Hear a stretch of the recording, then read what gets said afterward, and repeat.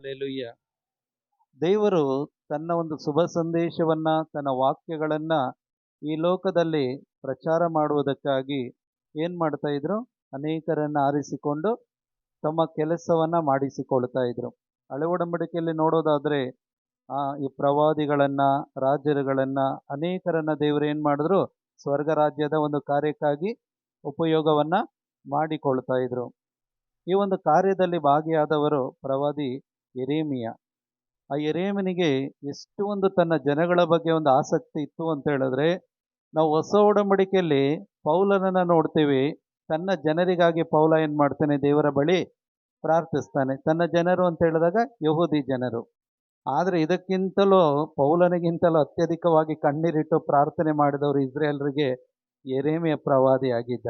ಅದಕ್ಕೆ 9ನೇ ಅಧ್ಯಾಯ 1ನೇ ವಾಕ್ಯದಲ್ಲಿ ನಾವು ಓದ್ತೀವಿ, ಅವರು ಪ್ರಾರ್ಥನೆ ಮಾಡುವಾಗ ಹೇಳ್ತಾರೆ, ನನ್ನ ತಲೆ ಒಂದು ಹೊರತೆಯಾಗಿ ಇರಬಾರ್ದಾಗಿತ್ತಾ ಅಂತೇಳಿ. ಅದು ಓದೋದು ಬೇಡ.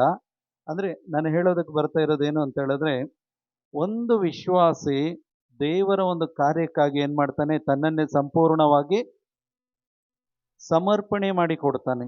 Price the lord. ಅಂದ್ರೆ ಈ ಪ್ರವಾದಿ ಅಂತ ಹೇಳಿದ್ರೆ, ಮುಂದೆ ನಡೆಯುವಂತ ಎಲ್ಲಾ ಕಾರ್ಯಗಳನ್ನ ದೇವರು ಏನ್ ಮಾಡ್ತಾರೆ ಅಂತವರಿಗೆ ತಿಳಿಸಿಕೊಡ್ತಾರೆ. ಮುಂದೆ ನಡೆಯುವುದನ್ನೇ ಹೇಳುವವನೇ ಪ್ರವಾದಿ.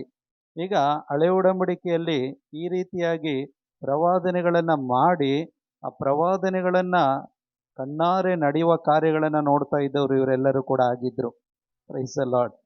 ಹೀಗೆ ಹೇಳುವಂತಹ ಪ್ರವಾದಿಗಳು ಅನೇಕರು ಹೇಳಿ ಅದಾಗದೆ ಹೋದ್ರೆ ಎಲ್ಲೋ ಏನೋ ತಪ್ಪಾಯಿತು ಅಂತೇಳಿ ಆ ರೀತಿಯಾಗಿ ಹೇಳುವ ಪ್ರವಾದಿಗಳಲ್ಲ. ಅವ್ರು ಹೇಳಿದ್ಮೇಲೆ ಅದು 100% ಏನಾಗ್ತಾ ಇತ್ತು? ಆ ಕಾರ್ಯ ನಡೀತಾ ಇತ್ತು. ಯಾಕೆ ಅಂತ ಹೇಳಿದ್ರೆ ಅವ್ರ ಜೊತೆ ಮಾತನಾಡ್ತಾ ಇದ್ದವ್ರು ಯಾರಾಗಿದ್ರು? ಸ್ವತಃ ಸರ್ವೇಶ್ವರ ಸ್ವಾಮಿ ಆಗ್ತಾ ಇದ್ರು. Price the lord. ಅದಕ್ಕೆ ಪ್ರವಾದಿ ಯೆರೆಮೀಯನಿಗೆ ಚೆನ್ನಾಗಿ ಗೊತ್ತಿತ್ತು, ದೇವರಿಗೆ ವಿರುದ್ಧವಾಗಿ ಈ ಒಂದು ಜಗತ್ತು ನಡೀತಾ ಇರೋದ್ರಿಂದ ಇಡೀ ಜಗತ್ತಿನ ಮೇಲೆ ದೇವರ ಕೋಪಾಗ್ನಿ ಇಳಿದು ಬರ್ತದೆ ಅಂತೇಳಿ ಅವರಿಗೆ ಚೆನ್ನಾಗಿ ಗೊತ್ತಿತ್ತು. ಆದ್ದರಿಂದಲೇ ದೇವರೇ, ನೀನು ಏನಾದರೂ ಮಾಡಿ ಈ ಒಂದು ಜಗತ್ತನ್ನು ಏನು ಮಾಡು? ರಕ್ಷಣೆ ಮಾಡು. ಖಂಡಿತವಾಗಿ ನೀನು ಮಾಡ್ತೀಯ. ಯಾಕೆ ಅಂತ ಹೇಳಿದ್ರೆ, ಇವತ್ತು ನನಗೆ ರಕ್ಷಣೆ ಕೊಟ್ಟು ನನಗೆ ನೀವು ಆ ತೃಪ್ತಿಯನ್ನು ಅನುಗ್ರಹಿಸಿದ ದೇವರೇ ನೀವು ಆಗಿರೋದ್ರಿಂದ ನೋಡಿ, ಯೆರೆಮೀಯನಿಗೆ ದೇವರ ಹೃದಯ ಚೆನ್ನಾಗಿ ಗೊತ್ತಿತ್ತು. ಪ್ರತಿಯೊಂದು ಪ್ರವಾದಿಗಳಿಗೂ, ಪ್ರತಿಯೊಂದು ಭಕ್ತ ವಿಶ್ವಾಸಿಗಳಿಗೂ ಮೊದಲು ಗೊತ್ತಾಗ್ತಾ ಇದ್ದಿದ್ದು ದೇವರ ಸ್ವಭಾವ ಎಂಥದ್ದು ಅಂತೇಳಿ. Price the lord. ದೇವರ ಪ್ರೀತಿ ಎಂಥದ್ದು ಅಂತೇಳಿ ಅವರಿಗೆ ಗೊತ್ತಾಗ್ತಾ ಇತ್ತು. ದೇವರು ಎಷ್ಟು ಕರುಣಾಮಯಿ ಅಂತೇಳಿ ಅವರಿಗೆ ಗೊತ್ತಾಗ್ತಾ ಇತ್ತು. ನೀವು ಆದಿಕಾಂಡದಿಂದ ಪ್ರಕಟಣೆ ಗ್ರಂಥದವರೆಗೆ ಎಲ್ಲಾ ಪುಸ್ತಕಗಳನ್ನು ಓದಿ ನೋಡಿ, ಯಾರೆಲ್ಲ ದೇವರ ಸಂಬಂಧದಿಂದ ಇದ್ದಾರೋ ಅವರು ಮೊದಲು ಹೇಳ್ತಾ ಇದ್ದಿದ್ದೆ ದೇವರ ಸ್ವಭಾವದ ಬಗ್ಗೆ. ದೇವರು ಎಷ್ಟು ಪ್ರೀತಿ ಮಾಡ್ತಾರೆ, ದೇವರು ಎಷ್ಟು ಕರುಣಾಮಯಿ, ದೇವರು ಎಷ್ಟು ಕ್ಷಮೆ ಕೊಡ್ತಾರೆ. ಅವರು ಪಾಪಗಳನ್ನ ನೋಡುವ ದೇವರಲ್ಲ. ಯಾವಾಗ ಒಂದು ವ್ಯಕ್ತಿ ಮಾನಸಾಂತರಗೊಳ್ತಾನೋ ಅವನ ಜೀವನದಲ್ಲಿ ಯಾರ ಪ್ರವೇಶ ಮಾಡ್ತಾರೆ? ಸ್ವತಃ ಯೇಸುವೇ ಪ್ರವೇಶ ಮಾಡ್ತಾರೆ ಅಂತೇಳಿ ಇವರಿಗೆ ಚೆನ್ನಾಗಿ ಗೊತ್ತಿತ್ತು. ಆದ್ದರಿಂದಲೇ ನೋಡಿ, ಅಲ್ಲಿ ಪ್ರವಾದಿ ಯೆರೆಮೀಯನ ಗ್ರಂಥ ಅಧ್ಯಾಯ 16 ವಾಕ್ಯ 19 ಓದೋಣ. 16ನೇ ಅಧ್ಯಾಯ 19ನೇ ವಾಕ್ಯ. ಹೇ ಸರ್ವೇಶ್ವರ, ನನ್ನ ಶಕ್ತಿಯೇ ನನ್ನ ಕೋಟೆಯೇ, ನನ್ನ ಶಕ್ತಿಯೇ ನನ್ನ ಕೋಟೆಯೇ, ಆಪತ್ತು ಕಾಲದಲ್ಲಿ ನನ್ನ ಆಶ್ರಯವೇ, ಆಪತ್ತು ಕಾಲದಲ್ಲಿ ನನ್ನ ಆಶ್ರಯವೇ, ಜಗದ ಕಟ್ಟ ಕಡೆಯಿಂದ ಜನಾಂಗಗಳು ನಿಮ್ಮ ಸಮ್ಮುಖಕ್ಕೆ ಬರುವು, ಆ ಜಗದ ಕಟ್ಟ ಕಡೆಯಿಂದ ಜನಾಂಗಗಳು ನಿಮ್ಮ ಸಮ್ಮುಖಕ್ಕೆ ಬರುವವು. ನೋಡಿ, ಇಲ್ಲಿ ಒಂದು ಪ್ರವಾದನೆಯಾಗಿತ್ತು. ಇಲ್ಲಿ ಪ್ರವಾದಿ ಯೆರೆಮೀಯ ಆಗ್ಲೇ ಪ್ರವಾದನೆ ಮಾಡಿ ಹೇಳಿದ್ರು, ಕೇವಲ ಇಸ್ರೇಲರಿಗೆ ಮಾತ್ರ ನಾನು ಕಣ್ಣೀರಿಡೋದಲ್ಲ, ದೇವರ ಉದ್ದೇಶ ಇಡೀ ಜನಾಂಗವೇ, ಅಂದ್ರೆ ಇಡೀ ಮನುಷ್ಯ ಕುಲ ಏನಾಗಬೇಕು ಅಂದ್ರೆ ಜಗದ ಕಟ್ಟ ಕಡೆಯಿಂದ ಬರಬೇಕು ಅಂತ ಹೇಳಿದ್ರೆ ಯೇಸು ಪ್ರೇಷಿತರನ್ನ ಎಲ್ಲಿ ಗಂಟ ಕಳಿಸಿದ್ರು? ಹಾಗಿದ್ರೆ ಇದು ಪ್ರವಾದನೆ ತಾನೆ. ಪ್ರವಾದಿ ಆಗ್ಲೇ ಪ್ರವಾದನೆ ಮಾಡಿದ್ರು, ದೇವರೇ ನೀನು ಜಗದ ಕಟ್ಟ ಕಡೆಯವರೆಗೂ ಕೂಡ ನಿನ್ನ ವಾಕ್ಯವನ್ನ ನೀನು ಕಳಿಸಿ ಕೊಡ್ತೀಯ ಅಂತೇಳಿ ಪ್ರವಾದಿ ಆಗ್ಲೇನೆ ಹೇಳಿದ್ರು. ಆಕ್ಚುಲಿ ಆತನ ಹೃದಯದಲ್ಲಿ ಇದನ್ನು ಹಾಕಿದ್ದು ಯಾರು ಅಂತ ಹೇಳಿದ್ರೆ ಆತನನ್ನು ಆರಿಸಿಕೊಂಡಂತಹ ದೇವರೇ ಆಗಿದ್ರು ಪ್ರಿಯರೇ. ಇಲ್ಲಾಂದ್ರೆ ಆ ಮಾತುಗಳು ಮಾತನಾಡೋದಕ್ಕೆ ಸಾಧ್ಯವಿಲ್ಲ. ಈಗ ಪೇತ್ರನಿಗೆ ಯೇಸು ಕೇಳಿದ ಹಾಗೆ, ನೀನು ನನ್ನನ್ನು ಯಾರು ಅಂತೇಳಿ ಹೇಳ್ತೀಯ? ಆಗ ಅವನು ಹೇಳ್ತಾನೆ, ನೀವೇ ಅಭಿಷಿಕ್ತರಾದ ಇದನ್ನ ಶ್ರುತಪಡಿಸಿದ್ದು ಪರಲೋಕದಲ್ಲಿರುವ ನನ್ನ ತಂದೆ, ಇದು ನಿನ್ನ ಜ್ಞಾನದಲ್ಲಿದು ಬರಲಿಲ್ಲ. ಹಾಗಿದ್ರೆ ಇಲ್ಲಿ ಪ್ರವಾದಿ ಯೆರೆಮೀಯನಿಗೆ ಶ್ರುತಪಡಿಸಿದ್ದು ಯಾರಾಗಿದ್ರು? ಸ್ವತಃ ದೇವರೇ ಆಗಿದ್ರು. ಯಾಕೆಂತ ಹೇಳಿದ್ರೆ ಪ್ರವಾದಿ ಯೆರೆಮೀಯನಿಗೆ ಚೆನ್ನಾಗಿ ಗೊತ್ತಿತ್ತು, ಇಸ್ರೇಲರನ್ನ ಆಳತಕ್ಕಂಥ ಒಂದು ರಾಜನ ಬರ್ತಾನೆ. ಆ ರಾಜ ಬಂದಾಗ ಕೇವಲ ಇಸ್ರೇಲರನ್ನ ಮಾತ್ರ ಕಾಪಾಡೋದಿಲ್ಲ, ಆತನು ಇಡೀ ಜಗದ ಕಟ್ಟ ಕಡೆಯಲ್ಲಿರುವಂತ ಅನ್ಯ ಧರ್ಮೀಯರವರೆಗೂ ಕೂಡ ದೇವರ ವಾಕ್ಯಗಳು ಆ ಸಾರಲ್ಪಡುತ್ತದೆ. Price the lord. ನೋಡಿ, ಈ ಒಂದು ಹಳೆ ಒಡಂಬಡಿಕೆನ ಓದುವಾಗ ಈ ಒಂದು ಧರ್ಮಶಾಸ್ತ್ರ ಯಾರಿಗೆ ಸಂಬಂಧಪಟ್ಟಿತ್ತು ಅಂದ್ರೆ ಕೇವಲ ಇಸ್ರೇಲರಿಗೆ ಮಾತ್ರ, ಯಹೂದಿಗಳಿಗೆ ಮಾತ್ರ. ಇವತ್ತು ನಾನು ನೀವು ಏನೇ ಕುಳಿತುಕೊಂಡು ನಾವು ವಾಕ್ಯಗಳನ್ನ ಧ್ಯಾನ ಮಾಡ್ತಾ ಇದ್ದೀವಿ, ಇದು ನಮಗೆ ಸಂಬಂಧಪಟ್ಟಂತ ವಾಕ್ಯಗಳೇ ಅಲ್ಲ, ನಮಗೆ ಕೊಡಲ್ಪಟ್ಟಂತ ಒಂದು ಸಂದೇಶವೇ ಅಲ್ಲ. ನಮಗೆ ಕೊಡಲ್ಪಟ್ಟಿದ್ದು ಯಾವುದು ಅಂತ ಹೇಳಿದ್ರೆ ಹೊಸ ಒಡಂಬಡಿಕೆಯ ಒಂದು ಸಂದೇಶಗಳು. Price the lord. ಆದರೆ ದೇವರ ಮೊದಲೇ ಜಗತ್ತುಂಟಾಗುವ ಮೊದಲೇ ಏನು ಮಾಡಿಟ್ಟಿದ್ರು, ಇಡೀ ಜಗತ್ತಿನ ಎಲ್ಲಾ ಮನುಷ್ಯ ಕುಲ ಯಾರ ಹತ್ರ ಬರಬೇಕು? ನಿಜವಾದ ದೇವರ ಹತ್ರ ಬರಬೇಕು. Price the lord. ಅದನ್ನ ಇಲ್ಲಿ ಯೆರೆಮೀಯ ಹೇಳೋದಕ್ಕೆ ಪ್ರಯತ್ನ ಪಡ್ತಾ ಇರುವಂತದ್ದು, ಏ ಸರ್ವೇಶ್ವರ, ನನ್ನ ಶಕ್ತಿಯೇ, ನನ್ನ ಕೋಟೆಯೇ, ಆಪತ್ತು ಕಾಲದಲ್ಲಿ. ನೋಡಿ, ಈ ಆಪತ್ತು ಅಂತ ಹೇಳುವಾಗ ಅನೇಕರ ನಾವು ತಿಳ್ಕೊಳ್ತೀವಿ, ಏನೋ ಒಂದು ಆಕ್ಸಿಡೆಂಟ್ ಆಗೋದು ಆಪತ್ತು, ಇಲ್ಲ ಎಲ್ಲೋ ಒಂದು ಆಸ್ಪತ್ರೆಯಲ್ಲಿ ರೋಗಿಯಾಗಿ ಮಲಗೋದು ಆಪತ್ತು, ಅಥವಾ ಏನೋ ಒಂದು ಮನೆಯಲ್ಲಿ ಆಗಬಾರದಾದ್ರೆ ಅದನ್ನ ಆಪತ್ತು ಅಂತೇಳಿ. ಇಲ್ಲ, ಈ ಆಪತ್ತಿನ ಬಗ್ಗೆ ಇಲ್ಲಿ ಯೆರೆಮೀಯ ಹೇಳ್ತಾ ಇಲ್ಲ. ಇಲ್ಲಿ ಯೆರೆಮೀಯ ಆಪತ್ತು ಅಂತೇಳಿ ಹೇಳ್ತಾ ಇರೋದು ಯಾವುದು ಅಂತ ಹೇಳಿದ್ರೆ ದೇವರ ಕೊನೆ ದಿನದ ನ್ಯಾಯ ತೀರ್ಪಿನ ದಿನವನ್ನ ನೋಡಿ ಹೇಳ್ತಾ ಇರುವಂತದ್ದು. ಆಪತ್ತಿನ ದಿನ ಒಂದು ದಿನ ಬರುತ್ತೆ, ಆ ದಿನದಲ್ಲಿ ನೀವು ಕಾಯುವ ರಕ್ಷಣೆಯಾಗಿದ್ದೀರಿ, ಕೋಟೆಯಾಗಿದ್ದೀರಿ. Praise the Lord. ಹಲ್ಲೆಲೂಯಾ. ಈ ಒಂದು ಮಾತುಗಳು ಅಂದಿನ ಜನರಿಗೆ ಅದು ಅರ್ಥ ಆಗ್ತಾ ಇರಲಿಲ್ಲ. ಯಾವಾಗ ಪವಿತ್ರ ಆತ್ಮರು ಬಂದ್ರೋ ಈ ಲೋಕದ ಮೇಲೆ, ಸ್ಥಿರವಾಗಿ ಬಂದು ವಿಶ್ವಾಸಿಗಳಲ್ಲಿ ನೆಲೆಯಾಗಿ ನಿಂತರೋ, ಆಗ ಈ ವಾಕ್ಯಗಳ ನಿಜವಾದ ಅರ್ಥಗಳನ್ನು ಹೇಳಿಕೊಟ್ರು. ಅದಕ್ಕೆ ಪೌಲ ರೋಮ 8:1 ಹೇಳಿದ್ದು, ಈಗ ಕ್ರಿಸ್ತ ಯೇಸುವಿನಲ್ಲಿರುವವರಿಗೆ ದಂಡನ ತೀರ್ಪು ಇಲ್ಲ. Praise the lord. ನೋಡಿ, ಹಳೆ ಒಡಂಬಡಿಕೆಯ ಒಂದು ಆ ದೇವರ ಮಕ್ಕಳು ಮಾತನಾಡಿದಕ್ಕೂ ಹೊಸ ಒಡಂಬಡಿಕೆಯಲ್ಲಿ ಮಾತನಾಡುವ ದೇವರ ಮಕ್ಕಳ ಒಂದು ವಿಶ್ವಾಸಕ್ಕೂ ವಿಶ್ವಾಸ ಸೇಮೆ, ಆದ್ರೆ ಮಾತಿದೆ. ನೋಡಿ, ಹಳೆ ಒಡಂಬಡಿಕೆಯಲ್ಲಿ ನಿಮಗೆ ಅರ್ಥ ಆಗೋ ತರ ಹೇಳೋದಾಗಿದ್ರೆ, ಹಳೆ ಒಡಂಬಡಿಕೆಯಲ್ಲಿ ಕಳ್ಳೆಕಾಯಿ ಇತ್ತು, ಹೊಸ ಒಡಂಬಡಿಕೆಯಲ್ಲಿ ಅದನ್ನು ಬಿಚ್ಚಿ ಕೈಯಲ್ಲಿ ಕೊಟ್ರು ತಿನ್ನೋದಕ್ಕೆ. Price the Lord. ಹಲ್ಲೆಲೂಯಾ. ಮುಂದೆ ಏನು ಹೇಳ್ತಾರೆ? ಪೂರ್ವಜರು ಪಾರಂಪರ್ಯವಾಗಿ ಆ ಪಡೆದವುಗಳು ನಿಶ್ಚಯವಾಗಿ ಅಬದ್ಧವಾದವುಗಳು. ನಮ್ಮ ಪೂರ್ವಜರು ಪಾರಂಪರ್ಯವಾಗಿ ಪಡೆದವುಗಳು ನಿಶ್ಚಯವಾಗಿ ಅಬದ್ಧವಾದವುಗಳು. ನೋಡಿ, ಕ್ರಿಸ್ತ ಯೇಸುವನ್ನ ಅರಿಯದಂತ ದಿನಗಳಿರ್ಬೋದು, ಕುಟುಂಬಗಳಿರ್ಬೋದು, ವ್ಯಕ್ತಿಗಳಿರ್ಬೋದು. ಯಾವಾಗ ಕ್ರಿಸ್ತ ಯೇಸು ನಮ್ಮ ಅರಿವಿಗೆ ಬರ್ಲಿಲ್ವೋ, ಸತ್ಯ ನಮಗೆ ಗೊತ್ತಿಲ್ವೋ, ನಾವು ಏನು ಪಾರಂಪರ್ಯವಾಗಿ ಅಂದ್ರೆ ತಾತ ಮುತ್ತಾತ ಅವರ ಮುಖಾಂತರ ಏನು ಆ ಒಂದು ಯಾವುದೋ ಒಂದು ಧರ್ಮದಲ್ಲ, ಒಂದು ಭಾಷೆಯಲ್ಲ, ಒಂದು ಕುಲದಲ್ಲಿ ಎಲ್ಲ ಹುಟ್ಟಿ ಬಂದಿದ್ರೆ, ನಾವು ಅದುಗಳನ್ನೇ ಫಾಲೋ ಮಾಡ್ಕೊಂಡು ಬಂದಿದ್ರೆ ಖಂಡಿತವಾಗಿ ನಮಗೆ ಒಂದು ಶಾಶ್ವತವಾದ ನೆಲೆ ಸಿಗ್ತಾ ಇರಲಿಲ್ಲ. ನಿಜವಾದ ದೇವರನ್ನ ನಾವು ಅರ್ಥ ಮಾಡ್ಕೊಳ್ಳೋದಕ್ಕೆ ಆಗ್ತಾ ಇರಲಿಲ್ಲ. ಅದಕ್ಕೆ ಅಲ್ಲಿ ಯೆರೆಮೀಯ ಹೇಳ್ತಾರೆ, ನಮ್ಮ ಪೂರ್ವಜರಿಂದ ಬಂದ ಪಾರಂಪರ್ಯವಾಗಿ ಬಂದಂಥದ್ದು ಎಲ್ಲವೂ ಕೂಡ ಏನಾಗಿ ಹೋಗಿದೆ? ಅಬದ್ಧವಾಗಿದೆ, ಸುಳ್ಳಾಗಿ ಹೋಗಿದೆ, ಇದು ನಿಜವಲ್ಲ. ಮುಂದೆ ಮಾಯಾರೂಪವಾದವುಗಳು ಹಾಗೂ ನಿಷ್ಪ್ರಯೋಜಕವಾದವುಗಳು ಮನುಷ್ಯ ಮಾತ್ರದವನು ದೇವರನ್ನು ಕಲ್ಪಿಸಿಕೊಳ್ಳಬಲ್ಲನೆ, ಕಲ್ಪಿಸಿಕೊಂಡರೆ ಅವು ದೇವರುಗಳೇ ಅಲ್ಲ ಎಂದು ನಿವೇದಿಸುವು. ಮುಂದೆ ಸರ್ವೇಶ್ವರ ಆದುದರಿಂದ ಇಗೋ ಇಂದೊಮ್ಮೆ ನನ್ನ ಭುಜಬಲವನ್ನು ಪರಾಕ್ರಮವನ್ನು ಅವರಿಗೆ ತಿಳಿಯಪಡಿಸುವೆನು, ಚೆನ್ನಾಗಿ ಗ್ರಹಿಸುವಂತೆ ಮಾಡುವೆನು. ನನ್ನ ನಾಮಧೇಯ ಸರ್ವೇಶ್ವರ ಎಂದೇ ಅವರು ಗುರುತು ಹಚ್ಚುವರು. ನನ್ನ ನಾಮಧೇಯ ಸರ್ವೇಶ್ವರ ಎಂದೇ ಗುರುತು. ಸರ್ವೇಶ್ವರ ಅಂತ ಹೇಳಿದ್ರೆ ಸರ್ವವನ್ನು ಆಳುವವರು ಅಂತೇಳಿ ಅರ್ಥ, ಎಲ್ಲದರ ಮೇಲೆ ಅಧಿಕಾರ ಉಳ್ಳಾತವನು ಅಂತೇಳಿ ಅರ್ಥ. ಸರ್ವೇಶ್ವರ ಅಂತ ಹೇಳಿದ್ರೆ ಇದು ದೇವರ ಹೆಸರನ್ನೋದಕ್ಕಿಂತ ಇದು ಎಲ್ಲವನ್ನ ಉಂಟು ಮಾಡಿದವರು, ಎಲ್ಲದರ ಮೇಲೆ ಅಧಿಕಾರ ಉಳ್ಳಾತನು. ಅದಕ್ಕೆ ಯೇಸು ಸ್ವಾಮಿ ಹೊಸ ಒಡಂಬಡಿಕೆಯಲ್ಲಿ ಹೇಳ್ತಾರೆ, ನನ್ನ ಪಿತನು ನನಗೆ ಆ ಅಧಿಕಾರವನ್ನೆಲ್ಲ ಕೊಟ್ಟಿದ್ದಾರೆ. ಎಲ್ಲಾ ಲೋಕಗಳ ಮೇಲೆ ನನ್ನ ಪಿತನ ಏನು ಮಾಡಿದ್ದಾರೆ? ನನಗೆ ಅಧಿಕಾರವನ್ನ. ಇಲ್ಲಿ ಯೆರೆಮೀಯ ಹೇಳುವ ಅಧಿಕಾರ ಏನು? ಆ ದೇವರು ಹೇಳಿದ್ರು, ನನಗೆ ಎಲ್ಲ ಅಧಿಕಾರ ಇದೆ, ಆ ಅಧಿಕಾರದ ಮುಖಾಂತರ ಏನ್ ಮಾಡ್ತೀನಿ? ನಾನು ಜಗತ್ತಿನ ಎಲ್ಲಾ ಜನಗಳನ್ನ ಮತ್ತೆ ನನ್ನ ಬಳಿಗೆ ಕರೆದುಕೊಂಡು ಬರ್ತೀನಿ. Price the lord. ಅದು ಆಗಿದ್ದು ಯಾರ ಮುಖಾಂತರ ಅಂತ ಹೇಳಿದ್ರೆ ಕ್ರಿಸ್ತ ಯೇಸುವಿನ ಮುಖಾಂತರ. ಎಫೆಸರಿಗೆ ಬರೆದ ಪತ್ರಿಕೆಯಲ್ಲಿ ನಾವು ಓದುವಾಗ ಅಧ್ಯಾಯ 2 ವಾಕ್ಯ 17, 18, 19, 20 ಅಲ್ಲಿ ಪೌಲರು ಹೇಳ್ತಾರೆ ನೋಡಿ, ಯಹೂದಿಗಳಿಗೆ ಮಾತ್ರ ಶುಭ ಸಂದೇಶ ಸಾರಲ್ಪಡಲಿಲ್ಲ, ಬದಲಾಗಿ ಅನ್ಯ ಧರ್ಮೀಯರಾದ ನಮಗೂ ಕೂಡ ಏನ್ ಮಾಡಲಾಯಿತು ಆ ಶುಭ ಸಂದೇಶವನ್ನ.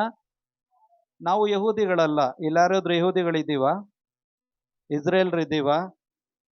ಅಲ್ಲಿ ಕಟ್ಟ ಕಡೆಯವರೆಗೆ ಸಾರಲಾಗ್ತದೆ ಅಂತೇಳಿ ಯೆರೆಮೀಯ ಯಾರನ್ನ ತೋರಿಸಿದ್ದು ಅಂತ ಹೇಳಿದ್ರೆ ಅನ್ಯ ಧರ್ಮೀಯರನ್ನ, ಅನ್ಯ ದೇವರುಗಳನ್ನ ಪೂಜಿಸುವವರನ್ನ, ಅನ್ಯ ಕುಲಗಳಲ್ಲಿ ಅನ್ಯ ಜಾಗಗಳಲ್ಲಿ ಇದ್ದವರ ಬಗ್ಗೆ ಇಲ್ಲಿ ಏನು ಮಾಡಿದ್ದು, ಯೆರೆಮೀಯ ಪ್ರವಾದನೆಯನ್ನ ಮಾಡಿದ್ದು. ಅದನ್ನೇ ಯೇಸು ಪ್ರೇಷಿತರನ್ನ ಕಳುಹಿಸಿಕೊಡುವಾಗ ಅವರು ಹೇಳಿದ್ರು, ನೀವು ಹೋಗಿರಿ, ಜಗದ ಕಟ್ಟ ಕಡೆಯವರಿಗೆ ಹೋಗಿ ಶುಭ ಸಂದೇಶವನ್ನ ಸಾರಿರಿ. ಯಾರೆಲ್ಲ ವಿಶ್ವಾಸವಿಡ್ತಾರೋ ಈ ಶುಭ ಸಂದೇಶದಲ್ಲಿ ಅವರಿಗೆ ಪಿತಾಸುತ ಪವಿತ್ರಾತ್ಮನ ನಾಮದಲ್ಲಿ ದೀಕ್ಷಾ ಸ್ನಾನವನ್ನ ಕೊಡಿ ಅಂತೇಳಿ ಯೇಸು ಹೇಳಿದ್ರು. ಆ ಶುಭ ಸಂದೇಶ ಯಾವುದು ಅಂತ ಹೇಳಿದ್ರೆ ನಿಜವಾದಂಥ ದೇವರ ಬಗ್ಗೆ ಹೇಳಿಕೊಡುವಂಥದ್ದು, ಜೀವೋದ್ಧಾರದ ಬಗ್ಗೆ ಹೇಳಿಕೊಡುವಂಥದ್ದು, ಒಂದು ಶಾಶ್ವತವಾದಂಥ ಒಂದು ನೆಲೆಯ ಬಗ್ಗೆ ನಮಗೆ ಬೋಧಿಸುವಂಥದ್ದು ಮತ್ತು ಪಾಪದಿಂದ ಬಿಡುಗಡೆ ಹೊಂದಿಕೊಳ್ಳುವಂತಹ ಶುಭ ಸಂದೇಶ. ಆ ಶುಭ ಸಂದೇಶವನ್ನು ಯೇಸು ಕ್ರಿಸ್ತರು ಈ ಲೋಕಕ್ಕೆ ಬಂದು ಸಾರಿದ್ರು. ಯಾರಿಗೆ ಸಾರಿದ್ರು ಅಂತ ಹೇಳಿದ್ರೆ ಕೇವಲ ಇಸ್ರೇಲರಿಗೆ ಯಹೂದಿಗಳಿಗೆ ಮಾತ್ರವಲ್ಲ, ಅನ್ಯ ಧರ್ಮೀಯರಾದ ನಮ್ಮೊಬ್ಬೊಬ್ಬರಿಗೂ ಕೂಡ ಶುಭ ಸಂದೇಶವನ್ನ ಸಾರಿದ್ದಾರೆ. Price the lord. ನೋಡಿ, ಯೇಸು ಹುಟ್ಟಿದ್ದ ಇಲ್ಲಿ ಬೆತ್ಲೆಹೇಮಿನಲ್ಲಿ, ಜೆರುಸಲೇಮಿನಲ್ಲಿ, ಹೌದಲ್ವಾ? ಆ ದೇಶಕ್ಕೂ ನಮ್ಮ ದೇಶಕ್ಕೂ ಎಷ್ಟು ದೂರ ಇದೆ. ಈಗ ಇಲ್ಲಿ ತನಕ ನಮ್ಮ ಭಾಷೆಯಲ್ಲಿ ನಮಗೆ ಅರ್ಥ ಆಗುವಂತ ಒಂದು ಭಾಷೆಯಲ್ಲಿ ನಮ್ಮ ಕೈಯಲ್ಲಿ ಇವತ್ತು ದೇವರ ವಾಕ್ಯ ಇದೆ ಅಂತ ಹೇಳಿದ್ರೆ ಪ್ರವಾದನೆ ಪೂರ್ತಿ ಆಯ್ತಾ? ಪ್ರವಾದನೆ ಪೂರ್ತಿ ಆಯ್ತಾ? ಹಾಗಿದ್ರೆ ನಮ್ಮ ದೇವರು ಸತ್ಯವಂತ ದೇವರ, ನಂಬಿಗಸ್ತರ? ಅದಕ್ಕೆ ಪೌಲ ಹೇಳಿದ್ದು ಅವರು ನಂಬಿಗಸ್ತ ದೇವರು ಅಂತೇಳಿ. ಅವರು ಹೇಳೋದನ್ನ ಮಾಡುವ ದೇವರು. ಹಿಂದೆ ಹೇಳಿದ್ದು ಈಗಾಗಲೇ ನಡೆದು ಆಯ್ತು, ಈಗ ಹೇಳಿದ್ದು ಅನೇಕ ವಿಷಯಗಳು ನಡೀತಾ ಇದೆ, ಇನ್ನು ಮುಂದೆ ನಡೆಯೋದು ಕೂಡ ಇದೆ. ಅದಕ್ಕೆ ಇಲ್ಲಿ ಪೌಲರು ಹೇಳ್ತಾರೆ, ಅದು ಓದ್ತೀರ 2ನೇ ಅಧ್ಯಾಯ 17, 18, 19, 20 ವಾಕ್ಯ. ಯೇಸು ಕ್ರಿಸ್ತರು ಬಂದು ದೇವರಿಂದ ದೂರವಾಗಿದ್ದ ನಿಮಗೋ ಹತ್ತಿರವಾಗಿದ್ದ. ಹಾಗಿದ್ರೆ ದೂರವಾಗಿದ್ದವರು ಅಂದ್ರೆ ಯಾರು? ಅನ್ಯ ಧರ್ಮೀಯರು, ಬೇರೆ ಒಂದು ಜನಾಂಗಕ್ಕೆ ಬೇರೆ ದೇವರುಗಳನ್ನ ಪೂಜೆ ಮಾಡಿ ಆರಾಧನೆ ಮಾಡ್ತಾ ಇದ್ದವರು.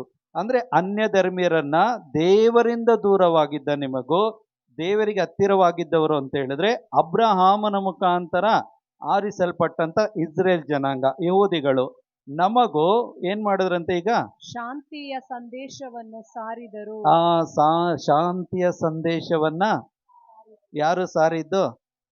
ಯೇಸು ಕ್ರಿಸ್ತರು. Praise the Lord. ಇವತ್ತು ಅದೇ ಶಾಂತಿಯ ಸಂದೇಶವನ್ನ ಇವತ್ತು ನಮ್ಮ ಮಧ್ಯದಲ್ಲಿ ದೇವರು ಸಾರ್ತಾ ಇದ್ದಾರೆ. ಇಂದೂ ಸಾರ್ತಾನೆ ಇದ್ದಾರೆ, ಇನ್ನು ಮುಂದೆನೂ ಸಾರ್ತಾರೆ.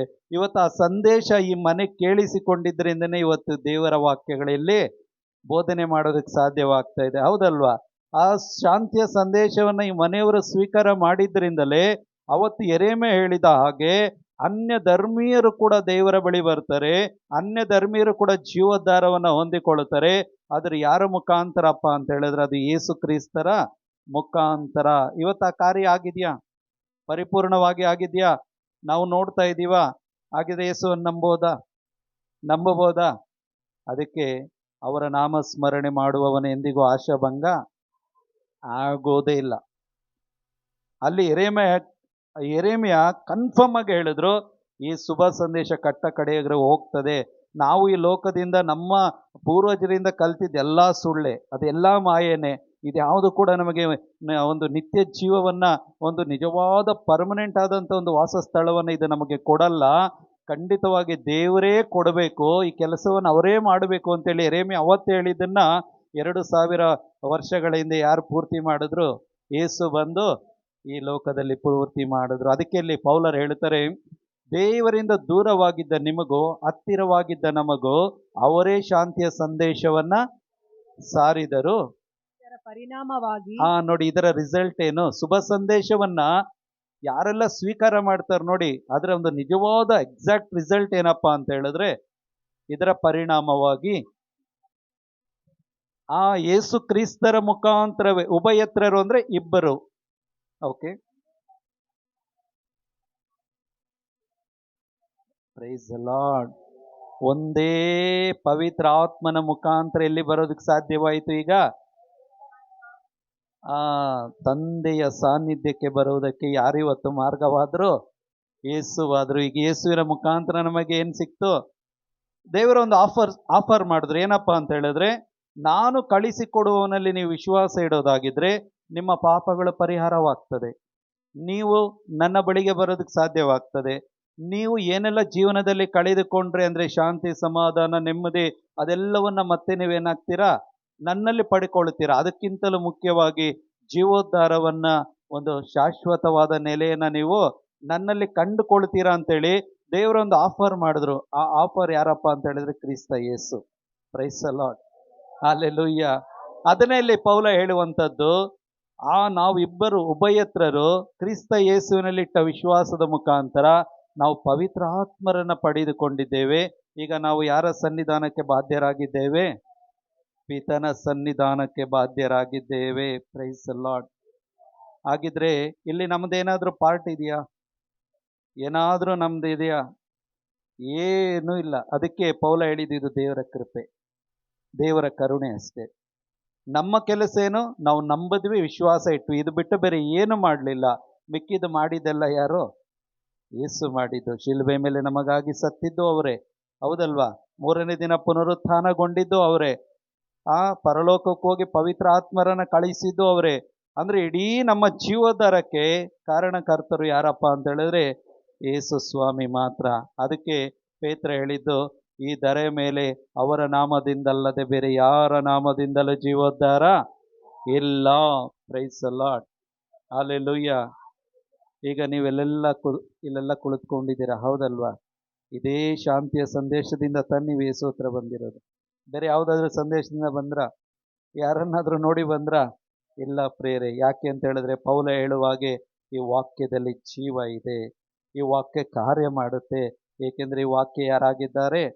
ಯೇಸುವೇ ಆಗಿದ್ದಾರೆ. ಆ ವಾಕ್ಯವನ್ನ ನಂಬುವವನು ಯಾರನ್ನ ಹೊಂದಿಕೊಳ್ಳುತ್ತಾನೆ? ಪವಿತ್ರ ಆತ್ಮರನ್ನ ಹೊಂದಿಕೊಳ್ಳುತ್ತಾನೆ. ಯಾವಾಗ ಪವಿತ್ರ ಆತ್ಮರನ್ನ ಹೊಂದಿಕೊಳ್ತೀವಿ, ಈಗ ಇಲ್ಲಿ ಪವಿತ್ರ ಆತ್ಮರು ಬಂದಾಗ ನಾವು ಕ್ರಿಸ್ತ ಯೇಸುವನ್ನೇ ನಾವು ಧರಿಸಿಕೊಳ್ತೀವಿ. ಕ್ರಿಸ್ತ ಯೇಸುವಲ್ಲಿ ಒಂದಾಗುವುದಕ್ಕಾಗಿ ನಾವು ದೀಕ್ಷಾ ಸ್ನಾನ, ಅದು ಪವಿತ್ರ ಆತ್ಮನ ದೀಕ್ಷಾ ಸ್ನಾನ. ಈ ಒಂದು ಶಾರೀರಿಕವಾದ ದೀಕ್ಷಾ ಸ್ನಾನದ ಬಗ್ಗೆ ಇಲ್ಲಿ ಪೌಲ ಹೇಳ್ತಾ ಇಲ್ಲ. ಪವಿತ್ರ ಆತ್ಮನ ದೀಕ್ಷಾ ಸ್ನಾನವನ್ನು ನಾವು ಪಡೆದುಕೊಂಡಾಗ ಇಲ್ಲಿ ಯಾವುದೇ ಯಹೂದ್ಯನಿಲ್ಲ, ಅನ್ಯ ಧರ್ಮೀಯನಿಲ್ಲ, ಯಾವುದೇ ದಾಸನಿಲ್ಲ, ಯಾವುದೇ ದಣಿ ಇಲ್ಲ. ಎಲ್ಲರೂ ಯಾರಲ್ಲಿ ಒಂದಾಗಿದ್ದಾರೆ? ಯೇಸು ಕ್ರಿಸ್ತರಲ್ಲಿ ಒಂದಾಗಿದ್ದಾರೆ. ಗಲಾತಿ ಅಧ್ಯಾಯ 3:28 ಇದೆಯಲ್ಲಿ, ನೀವೆಲ್ಲರೂ ಕ್ರಿಸ್ತ ಯೇಸುವಿನಲ್ಲಿ, ನಾವು ಯಾರಲ್ಲಿ ಒಂದಾಗಿದ್ದೀವಿ? ಈಗ ಯಾರಲ್ಲಿ ಒಂದಾಗಿದ್ದೀವಿ? ಆಗಿದ್ರೆ ಕ್ರಿಸ್ತ ಯೇಸುವಿನಲ್ಲಿ ಒಂದಾಗಿದ್ದೀವಿ ಅಂತ ಹೇಳಿದ್ರೆ ಒಂದು ಮಾಡಿದ್ಯಾರೀಗ? ಈಗ ನೋಡಿ, ನಾವು ಪಕ್ಕದಲ್ಲೇ ಕುಳಿತುಕೊಂಡಿದ್ದೀವಿ. ಒಂದು ದಿನ ನೀವು ಯಾರು ಅಂತೇಳಿ ಗೊತ್ತಿಲ್ಲ. ಗೊತ್ತಿದ್ರೆ ಯಾರಿಗಾದ್ರೂ ಪರಿಚಯ ಇದ್ರ? ಆದ್ರೆ ಈಗ ನೀವು ಆರಾಮಾಗಿ ಮಾತಾಡ್ತೀರಾ, ಕೈ ಶೇಕ್ ಮಾಡ್ತೀರಾ, ತಪ್ಕೊಳ್ತೀರಾ, ಎಲ್ಲಾ ಪ್ರೀತಿಯಿಂದ ಮಾಡ್ತೀರಾ, ಊಟ ಕೊಡ್ತೀರಾ. ಹಾಗಿದ್ರೆ ನಿಮ್ಮನ್ನು ಒಂದು ಮಾಡಿದ್ಯಾರು? ಹೌದಲ್ವಾ? ಆ ಯೇಸುವಿಗೆ ನಾವು ಏನ್ ಮಾಡಬೇಕು? ಕೃತಜ್ಞತೆಯನ್ನ ಭೌತಿಕವಾಗಿ ಕೊಡುವುದು ಯಾವುದರಿಂದಲೂ ಕೂಡ ದೇವರಿಗೆ ತೃಪ್ತಿ ಆಗಲ್ಲ ಪ್ರಿಯರೇ. ಒಂದು ನೋಡಿ, ವಿಶ್ವಾಸಿ ತನ್ನ ಒಂದು ಹೃದಯದಿಂದ ಅರ್ಪಿಸ್ತಾನೆ ನೋಡಿ ದೇವರಿಗೆ ಧನ್ಯವಾದದ ಬಲಿ, ಅದು ಮಾತ್ರ ದೇವರಿಗೆ ಇಷ್ಟವಾದಂಥ ಬಲಿ. Price the Lord. ಈಗ ನೋಡಿ, ಉಭಯತ್ರರಿಗೆ ಶುಭ ಸಂದೇಶ ಸಾರಲಾಯಿತು. ಇಲ್ಲಿ ಹೇಳ್ತಾರೆ ಪೌಲ ಗಲಾತ್ಯರಿಗೆ ಬರೆದ ಪತ್ರಿಕೆಯಲ್ಲಿ, ನೀವು ಕ್ರಿಸ್ತ ಯೇಸುವಿನಲ್ಲಿ ಈಗ ಒಂದಾಗಿದ್ದೀರಿ ಎಂದೇ ಇನ್ನು ಮೇಲೆ ಯಹೂದ್ಯನಲ್ಲದವ, ಅಯಹೂದ್ಯನಲ್ಲದವ, ದಾಸ ದಣಿ, ಗಂಡು ಹೆಣ್ಣು ಎಂಬ ಭೇದವಿಲ್ಲ. ನೀವು ಕ್ರಿಸ್ತ ಯೇಸುವಿಗೆ ಸೇರಿದವರಾಗಿದ್ದರೆ, ನಾವು ಕ್ರಿಸ್ತ ಯೇಸುವಿಗೆ ಸೇರಿದವರಾಗಿದ್ದರೆ ಅಬ್ರಹಾಮನ ಸಂತತಿಯೂ ಆಗಿದ್ದೀರಿ. ಅಬ್ರಹಾಮನ ಸಂತತಿಯು ಆಗಿದ್ದೀರಿ. ಅಂದ್ರೆ ಅಬ್ರಹಾಮನಿಗೆ ಏನು ದೇವರು ವಾಗ್ದಾನಗಳನ್ನ ಮಾಡಿದ್ರು, ಏನೆಲ್ಲ ಹಕ್ಕು ಬಾಧ್ಯತೆಗಳನ್ನ ಕೊಡ್ತೀನಿ ಅಂತೇಳಿ ಹೇಳಿದ್ರು, ಈಗ ಕ್ರಿಸ್ತ ಯೇಸುವಿನ ಮುಖಾಂತರ ಈಗ ಯಾರಿಗೆ ಸಿಕ್ತು? ಅನ್ಯ ಧರ್ಮೀಯನಾದ ನನಗೂ ನಿನಗೆ ಇವತ್ತು ಸಿಕ್ಕಿದೆ. Praise the Lord. ಹಲ್ಲೆಲೂಯ್ಯ. ಹಾಗಿದ್ರೆ ಕಡೆಯವರೆಗೂ ಶುಭ ಸಂದೇಶ ಸಾರಲಾಯ್ತಾ? Price the lord. ಮತ್ತೆ ನಾವು ಯಾವಾಗಲೂ ಮನಸ್ಸಲ್ಲಿ ಇಟ್ಕೊಳ್ಬೇಕು, ನನ್ನಿಂದ ಏನೂ ಆಗಲಿಲ್ಲ, ನನ್ನಿಂದ ಏನೂ ಆಗಲಿಲ್ಲ. ನನ್ನ ಜೀವನದಲ್ಲಿ ಮಾಡಿರೋದು ಯಾರು?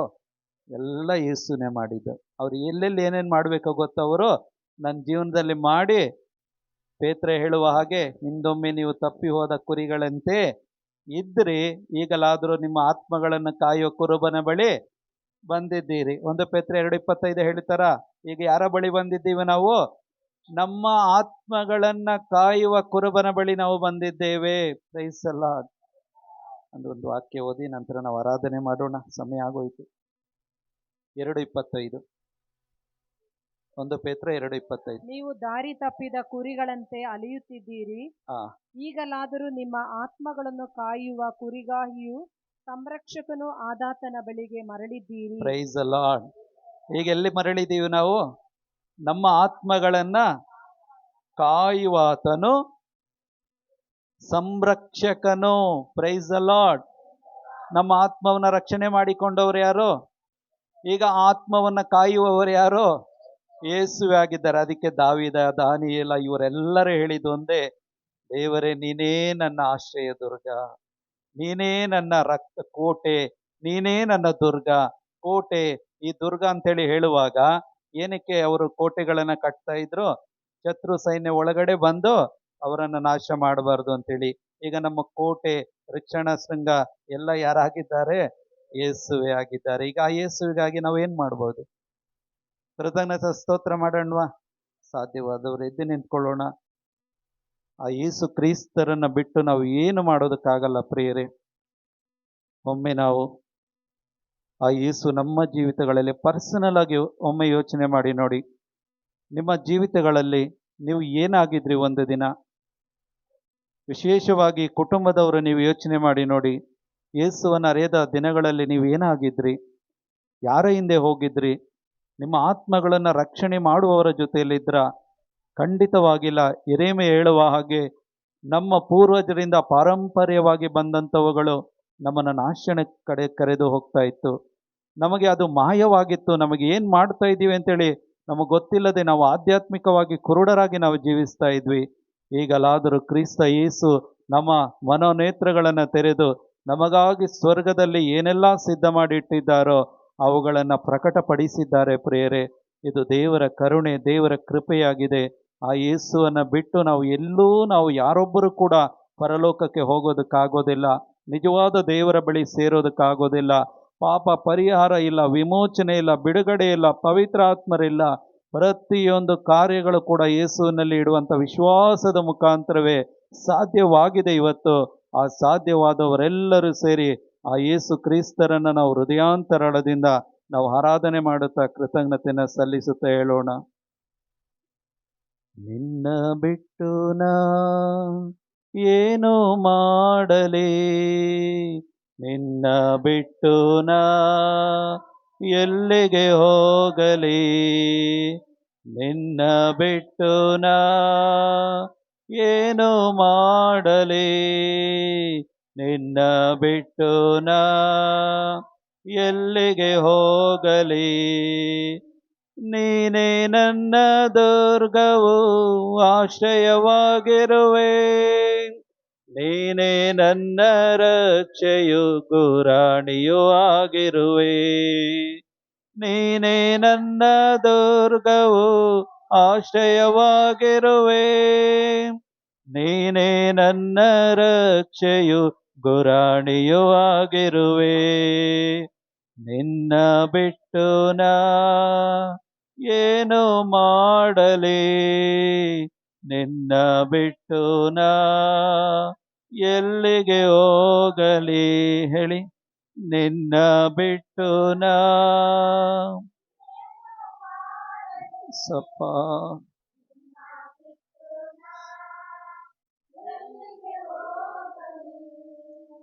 ನನ್ನ ಜೀವಿತವ ನೀನೇ ಉಜ್ಜೀವಗೊಳಿಸು, ನನ್ನ ದಾರಿಯೆಲ್ಲ ನೀವು ಸ್ಥಿರಪಡಿಸಿ. ನನ್ನ ಜೀವಿತವ ನೀನೇ ಉಜ್ಜೀವಗೊಳಿಸಿ, ನನ್ನ ದಾರಿಯೆಲ್ಲ ನೀವು ಸ್ಥಿರಪಡಿಸಿ. ಜೀವವಾಕ್ಯವ ನನ್ನ ಬಾಯಲ್ಲಿ ಇಟ್ಟು ಹೊಸ ಕೃಪೆ ನೀಡಿ ನನ್ನ ನಡೆಸಿರುವೆ. ಜೀವವಾಕ್ಯವ ನನ್ನ ಬಾಯಲ್ಲಿ ಇಟ್ಟು ಹೊಸ ಕೃಪೆ ನೀಡಿ ನನ್ನ ನಡೆಸಿರುವೆ. ನಿನ್ನ ಬಿಟ್ಟು ನಾ ಏನು ಮಾಡಲಿ, ನಿನ್ನ ಬಿಟ್ಟು ನಾ ಎಲ್ಲಿಗೆ ಹೋಗಲಿ, ನಿನ್ನ ಬಿಟ್ಟು ನಾ ಏನು ಮಾಡಲಿ, ನಿನ್ನ ಬಿಟ್ಟು ನಾ ಎಲ್ಲಿಗೆ ಹೋಗಲಿ. ಹೌದು ಪ್ರಿಯರೇ, ಸಾಲಗಳಲ್ಲಿ ನಾವು ಎದುರುವಾಗ ತಂದೆಯಾಗಿ ಬಂದು ನನ್ನ ಬಿಡಿಸಿದವರು ಯೇಸುವಾಗಿದ್ದಾರೆ. ಯಾವ ಸಾಲ? ಈ ಲೋಕದ ಹಣದ ಸಾಲವಲ್ಲ ಪ್ರಿಯರೇ. ಪಾಪದಲ್ಲಿ ಪಾಪ ಎಂಬ ಸಾಲವನ್ನು ನಾವು ನಮ್ಮ ಮೇಲೆ ಹೊತ್ತುಕೊಂಡಿದ್ವಿ. ನರಕಾಗ್ನಿಗೆ ನಾವು ಪಾತ್ರರಾಗಿದ್ವಿ. ರೋಮನರಿಗೆ ಬರೆದ ಪತ್ರಿಕೆ ಅಧ್ಯಾಯ 5 ವಾಕ್ಯ 12ರಲ್ಲಿ ಪೌಲರು ಹೇಳುವ ಹಾಗೆ, ಆದಾಮನಿಂದ ಬಂದಂತಹ ಪಾಪದಿಂದಾಗಿ ನಾವೆಲ್ಲರೂ ಕೂಡ ಮರಣಕ್ಕೆ ಗುರಿಯಾಗಿದ್ದೆವು, ಪ್ರಾಪ್ತವಾಗಿತ್ತು ಮರಣ ನಮಗೆ. ಆದರೆ ಕ್ರಿಸ್ತ ಯೇಸುವಿನ ಮುಖಾಂತರ ಇವತ್ತು ನಮ್ಮನ್ನು ಆ ಮರಣದ ಒಂದು ಬಾಯಿಂದ ಇವತ್ತು ಯೇಸು ನಮ್ಮೊಬ್ಬೊಬ್ಬರನ್ನು ರಕ್ಷಣೆ ಮಾಡಿಕೊಂಡಿದ್ದಾರೆ. ಇವತ್ತು ಎಲ್ಲ ನಮ್ಮ ಮೇಲಿದ್ದಂಥ ಆ ಒಂದು ಪಾಪದ ಸಾಲಗಳನ್ನು ಯೇಸು ತನ್ನ ಮೇಲೆ ಹೊತ್ತು ತೀರಿಸಿದ್ದಾರೆ. ಶಿಲುಬೆ ಮೇಲೆ ನನಗಾಗಿ ನಿನಗಾಗಿ ಆ ಪಾಪದ ಸಾಲವನ್ನು ಹೊತ್ತು ತೀರಿಸಿ ಇವತ್ತು ನಮ್ಮ ಮೇಲೆ ಒಂದೇ ಒಂದು ಸಾಲವನ್ನು ಹೊರಿಸಿದ್ದಾರೆ. ಆ ಸಾಲ ಪರಸ್ಪರ ಒಬ್ಬರನ್ನೊಬ್ಬರು ಪ್ರೀತಿ ಮಾಡುವಂಥ ಸಾಲ. ಆ ಒಂದು ಸಾಲ ಶುಭ ಸಂದೇಶವನ್ನು ಸಾರುವಂಥ ಸಾಲ. ಈ ಸಾಲ ಬಿಟ್ಟರೆ ಬೇರೆ ಯಾವ ಸಾಲವೂ ಕೂಡ ಇವತ್ತು ನಮ್ಮ ಮೇಲೆ ದೇವರು ಉಳಿಸಲಿಲ್ಲ ಪ್ರಿಯರೇ. ನಾವು ಮಾಡಿಕೊಂಡಂಥ ಎಲ್ಲ ತಪ್ಪುಗಳು, ಪಾಪಗಳು, ನಮ್ಮಲ್ಲಿದ್ದಂಥ ಎಷ್ಟೋ ನಾಶನವಾದಂತಹ ಒಂದು ಸ್ವಭಾವಗಳಿಂದ ಯೇಸು ನಮ್ಮನ್ನು ಬಿಡುಗಡೆ ಮಾಡಿ ಜೀವೋದ್ಧಾರ ಕೊಟ್ಟಿದ್ದಾರೆ. ನಮ್ಮನ್ನು ಪಾಪದಲ್ಲಿ ರೋಗಿಗಳಾಗಿ ಸಾಯದಂತೆ ನಮಗೆ ಅವರು ಪವಿತ್ರಾತ್ಮರನ್ನು ಕೊಟ್ಟು ಸತ್ತು ಹೋಗಿದ್ದಂಥ ನಮ್ಮ ಆತ್ಮಕ್ಕೆ, ನಮ್ಮ ಶರೀರದ ಒಂದೊಂದು ಅಂಗಾಂಗಗಳಿಗೆ, ನಶ್ವರವಾದ ದೇಹಕ್ಕೆ ಅವರು ಜೀವವನ್ನು ಕೊಟ್ಟಿದ್ದಾರೆ ಪ್ರಿಯರೇ. ಅವರೇ ವೈದ್ಯನಾಗಿ ನಮ್ಮ ಬಳಿ ಬಂದು ನಮ್ಮನ್ನು ಕಾಪಾಡಿ ನಡೆಸ್ತಾ ಇರುವಂಥ ಯೇಸುವಾಗಿದ್ದಾರೆ.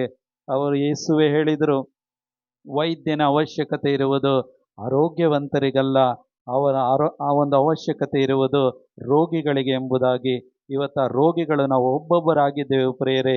ಯೇಸು ವೈದ್ಯರಾಗಿ ನಮ್ಮ ಜೀವಿತದಲ್ಲಿ ಕಾರ್ಯ ಮಾಡಿ ಆ ಪಾಪದ ಒಂದು ಎಲ್ಲ ರೋಗಗಳನ್ನು ನಮ್ಮ ಆತ್ಮದಿಂದ ತೆಗೆದುಹಾಕಿ ನಮಗೆ ಆರೋಗ್ಯವನ್ನು ದಯಪಾಲಿಸಿದ್ದಾರೆ. ಈ ನಶ್ವರವಾದ ಶರೀರಗಳಲ್ಲಿ ಅವರು ತನ್ನ ಜೀವವನ್ನು ತುಂಬಿ ಅವರು ನಮ್ಮ ಜೀವಿತವನ್ನು ಹೊಸ ಜೀವನಗಳನ್ನಾಗಿ ಮಾರ್ಪಡಿಸಿದ್ದಾರೆ ಪ್ರಿಯರೇ. ಇದಾಗಿದ್ದು ಯೇಸು ಕ್ರಿಸ್ತರಿಂದ, ಇದಾಗಿದ್ದು ದೇವರ ಕೃಪೆ, ದೇವರ ಕರುಣೆಯಿಂದ ಪ್ರಿಯರೇ. ಆ ಕ್ರಿಸ್ತ ಯೇಸುವಿಗೆ ನಾವು ಆರಾಧನೆ ಮಾಡುವಾಗ ನಾವು ಹೃದಯದಿಂದ ಹೇಳೋಣ, ಸಾಲಗಳಲ್ಲಿ ನಾನು ಎದರುವಾಗ ತಂದೆಯಾಗಿ ಬಂದು ನನ್ನ ಬಿಡಿಸಿರುವೆ. ಸಾಲಗಳಲ್ಲಿ ನಾನು ಎದರುವಾಗ ತಂದೆಯಾಗಿ ಬಂದು ನನ್ನ ಬಿಡಿಸಿರುವೆ.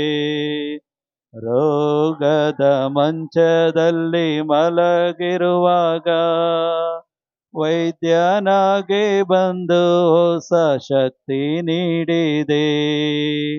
ರೋಗದ ಮಂಚದಲ್ಲಿ ಮಲಗಿರುವಾಗ ವೈದ್ಯನಾಗಿ ಬಂದು ಹೊಸ ಶಕ್ತಿ ನೀಡಿದೆ. ನಿನ್ನ ಬಿಟ್ಟು ನಾ ಏನು ಮಾಡಲಿ, ನಿನ್ನ ಬಿಟ್ಟು ನಾ ಎಲ್ಲಿಗೆ ಹೋಗಲಿ, ನಿನ್ನ ಬಿಟ್ಟು ನಾ ಏನು ಮಾಡಲಿ, ನಿನ್ನ ಬಿಟ್ಟು ನಾ ಎಲ್ಲಿಗೆ ಹೋಗಲಿ.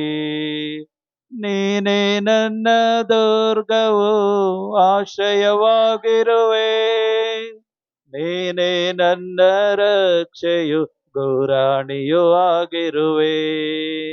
ನೀನೇ ನನ್ನ ದುರ್ಗವು, ಆಶ್ರಯವಾಗಿರುವೆ. ನೀನೇ ನನ್ನ ರಕ್ಷೆಯು, ಗುರಾಣಿಯೂ ಆಗಿರುವೆ. ನಿನ್ನ ಬಿಟ್ಟು ನಾ ಏನು ಮಾಡಲಿ, ನಿನ್ನ ಬಿಟ್ಟು ನಾ ಎಲ್ಲಿಗೆ ಹೋಗಲಿ, ನಿನ್ನ ಬಿಟ್ಟು ನಾ ಏಸಪ್ಪ.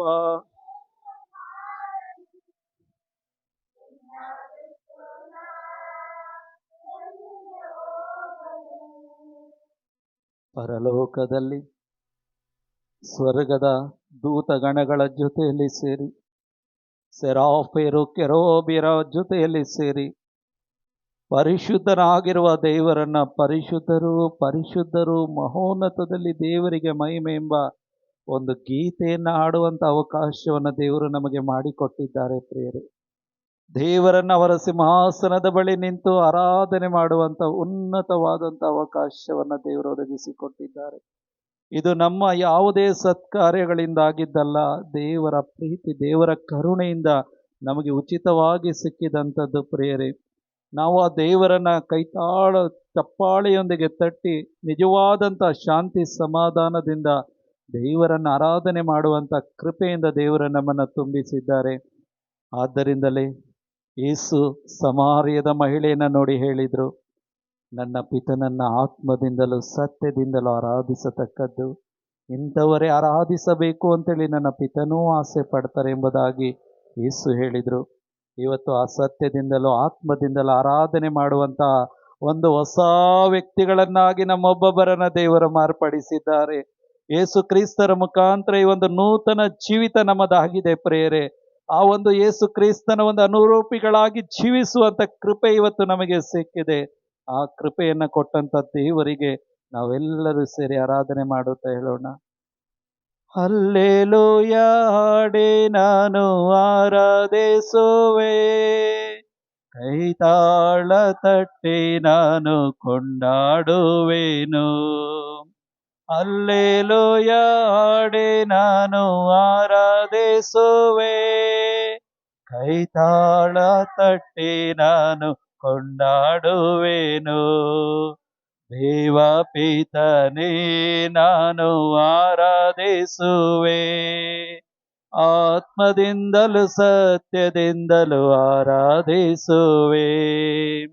ದೇವ ಪಿತನೇ ನಾನು ಆರಾಧಿಸುವೆ, ಆತ್ಮದಿಂದಲೂ ಸತ್ಯದಿಂದಲೂ ಆರಾಧಿಸುವೆ. ನಿನ್ನ ಬಿಟ್ಟು ನಾ ಏನು ಮಾಡಲಿ, ನಿನ್ನ ಬಿಟ್ಟು ನಾ ಎಲ್ಲಿಗೆ ಹೋಗಲಿ, ನಿನ್ನ ಬಿಟ್ಟು ನಾ ಏನು ಮಾಡಲಿ, ನಿನ್ನ ಬಿಟ್ಟು ನಾ ಎಲ್ಲಿಗೆ ಹೋಗಲಿ. ನೀನೇ ನನ್ನ ದುರ್ಗವು, ಆಶ್ರಯವಾಗಿರುವೆ, ನೀನೇ ನನ್ನ ರಕ್ಷೆಯು, ಗುರಾಣಿಯೂ ಆಗಿರುವೆ. ನೀನೇ ನನ್ನ ದುರ್ಗವು, ಆಶ್ರಯವಾಗಿರುವೆ, ನೀನೇ ನನ್ನ ರಕ್ಷೆಯು, ಗುರಾಣಿಯೂ ಆಗಿರುವೆ. ನಿನ್ನ ಬಿಟ್ಟು ನಾ ಏನು ಮಾಡಲಿ, ನಿನ್ನ ಬಿಟ್ಟು ನಾ ಎಲ್ಲಿಗೆ ಹೋಗಲಿ, ನಿನ್ನ ಬಿಟ್ಟು ನಾ ಏನು ಮಾಡಲಿ, ನಿನ್ನ ಬಿಟ್ಟು ನಾ ಎಲ್ಲಿಗೆ ಹೋಗಲಿ. ಆರಾಧನೆ ನನ್ನ ಯೇಸುವಿಗೆ, ಆರಾಧನೆ ನನ್ನ ದೇವರಿಗೆ, ಆರಾಧನೆ ನನ್ನ ಯೇಸುವಿಗೆ, ಆರಾಧನೆ ನನ್ನ ದೇವರಿಗೆ, ಆರಾಧನೆ ನನ್ನ ಯೇಸುವಿಗೆ, ಆರಾಧನೆ ನನ್ನ ದೇವರಿಗೆ, ಆರಾಧನೆ ಆರಾಧನೆ ಆರಾಧನೆ ಆರಾಧನೆ ಆರಾಧನೆ ಆರಾಧನೆ ಆರಾಧನೆ ಆರಾಧನೆ hallelujah hallelujah hallelujah hallelujah hallelujah hallelujah hallelujah hallelujah hallelujah hallelujah hallelujah hallelujah. ಯೇಸುವೇ ನಿಮ್ಮನ್ನು ಆರಾಧಿಸ್ತೇವಪ್ಪ. ಯೇಸುವೇ ನಿಮಗೆ ಕೃತಜ್ಞತೆಯನ್ನು ಸಲ್ಲಿಸ್ತೇವೆ. Hallelujah hallelujah hallelujah. Thank you Lord. Hallelujah hallelujah hallelujah hallelujah hallelujah hallelujah hallelujah hallelujah hallelujah hallelujah hallelujah. ಮತ್ತೊಮ್ಮೆ ಯೋಚನೆ ಮಾಡಿ ನೋಡಿ ಪ್ರಿಯರೇ, ಎಲ್ಲೋ ಇದ್ದ ನನ್ನನ್ನ, ಹೇಗೋ ಇದ್ದ ನನ್ನನ್ನ ಯೇಸು ತನ್ನ ವಾಕ್ಯದಿಂದ ನಮ್ಮನ್ನ ಬದಲಾಯಿಸಿ ಹೊಸ ಒಂದು ಜೀವಿಗಳನ್ನಾಗಿ ಮಾರ್ಪಡಿಸಿದ್ದಾರೆ. ಆ ರೀತಿಯಾದ ಪ್ರೀತಿ ಈ ಲೋಕ ಕೊಡಲು ಸಾಧ್ಯವೇ ಇಲ್ಲ. ಆ ಪ್ರೀತಿ ಕೊಟ್ಟಿದ್ರೆ ನಾವು ಪಾಪ ಮಾಡ್ತಾನೆ ಇರಲಿಲ್ಲ. ಚೆನ್ನಾಗಿ ದೇವರಿಗೆ ಗೊತ್ತು, ಯಾರೊಬ್ಬನೂ ಕೂಡ ಪರಿಶುದ್ಧನಲ್ಲ ಅಂತೇಳಿ. ಎಲ್ಲರೂ ಮೂಗಿನಲ್ಲಿ ಉಸಿರಾಡುವಂಥ ಎಲ್ಲರೂ ಆ ಒಂದು ನರ ಪ್ರಾಣಿಗಳೆಂಬುದು ದೇವರಿಗೆ ಚೆನ್ನಾಗಿ ಗೊತ್ತಿತ್ತು. ಆದ್ದರಿಂದಲೇ ಈ ಮೂಗಿನಲ್ಲಿ ಉಸಿರಾಡುವಂಥ ನರ ಪ್ರಾಣಿಗಳಾದ ನಮ್ಮನ್ನು ರಕ್ಷಣೆ ಮಾಡುವುದಕ್ಕಾಗಿಯೇ ನಮ್ಮನ್ನು ಸೃಷ್ಟಿ ಮಾಡಿದಂಥ ದೇವರೇ ಸ್ವರ್ಗ ಲೋಕವನ್ನು ಬಿಟ್ಟು ಈ ಭೂಲೋಕಕ್ಕೆ ನಿನ್ನ ರಕ್ಷಣೆಗಾಗಿ ಬಂದರು. ಎಲ್ಲೆಲ್ಲೋ ಇದ್ದಂಥ ನಮ್ಮನ್ನು ಒಟ್ಟಾಗಿ ಸೇರಿಸಿದ್ದು ಯೇಸುವಾಗಿದ್ದಾರೆ. ಆ ಯೇಸುವಿಗೆ ಕೃತಜ್ಞತೆಯನ್ನು ಹೇಳುತ್ತಾ ನಾವು ಇನ್ನೊಂದು ಗೀತೆಯ ಸಾಲುಗಳ ಮುಖಾಂತರ ನಾವು ಆರಾಧನೆ ಮಾಡೋಣ. ಎಲ್ಲೋ ಇದ್ದ ನನ್ನನ್ನು, ಹೇಗೋ ಇದ್ದ ನನ್ನನ್ನು ನಿನ್ನಯ ವಾಕ್ಯದ ಬಲದಿಂದ, ಎಲ್ಲೋ ಇದ್ದ ನನ್ನನ್ನು, ಹೇಗೋ ಇದ್ದ ನನ್ನನ್ನು ನಿನ್ನಯ ವಾಕ್ಯದ ಬಲದಿಂದ ಸೌಖ್ಯವ ನೀಡಿದೆ, ಜೀವವ ನೀಡಿದೆ, ಹೊಸ ಜೀವವ ನೀಡಿದೆ. ಸೌಖ್ಯವ ನೀಡಿದೆ, ಜೀವವ ನೀಡಿದೆ, ಹೊಸ ಜೀವವ ನೀಡಿದೆ. ನಿನ್ನ ಹಾಗೆ ಪ್ರೀತಿಸೋರಿಲ್ಲ, ನಿನ್ನ ಹಾಗೆ ಜೀವ ಕೊಟ್ಟೋರಿಲ್ಲ, ನಿನ್ನ ಹಾಗೆ ಪ್ರೀತಿಸೋರಿಲ್ಲ, ನಿನ್ನ ಹಾಗೆ ಜೀವ ಕೊಟ್ಟೋರಿಲ್ಲ. ಯೇಸುವೇ ನೀವೇ ಜೀವವು, ಯೇಸುವೇ ನೀವೇ ಪ್ರಾಣವು, ಯೇಸುವೇ ನೀವೇ ನನ್ನ ರಕ್ಷೆಯೋ, ಸ್ನೇಹವೇ ಜೀವದಾತರೇ. ಸ್ನೇಹಿತ ನನ್ನ ಸ್ನೇಹಿತ, ಜೀವ ಕೊಟ್ಟ ನನ್ನ ಸ್ನೇಹಿತ, ಜೀವ ಕೊಟ್ಟ ನನ್ನ ಸ್ನೇಹಿತ. ಕತ್ತಲೆಯಲ್ಲಿ ನಡೆದಾಗ, ಯಾರು ಕಾಣದೆ ಅಳುವಾಗ, ನಿನ್ನಯ ಪ್ರೀತಿಯ ಕರದಿಂದ, ಕತ್ತಲೆಯಲ್ಲಿ ನಡೆದಾಗ,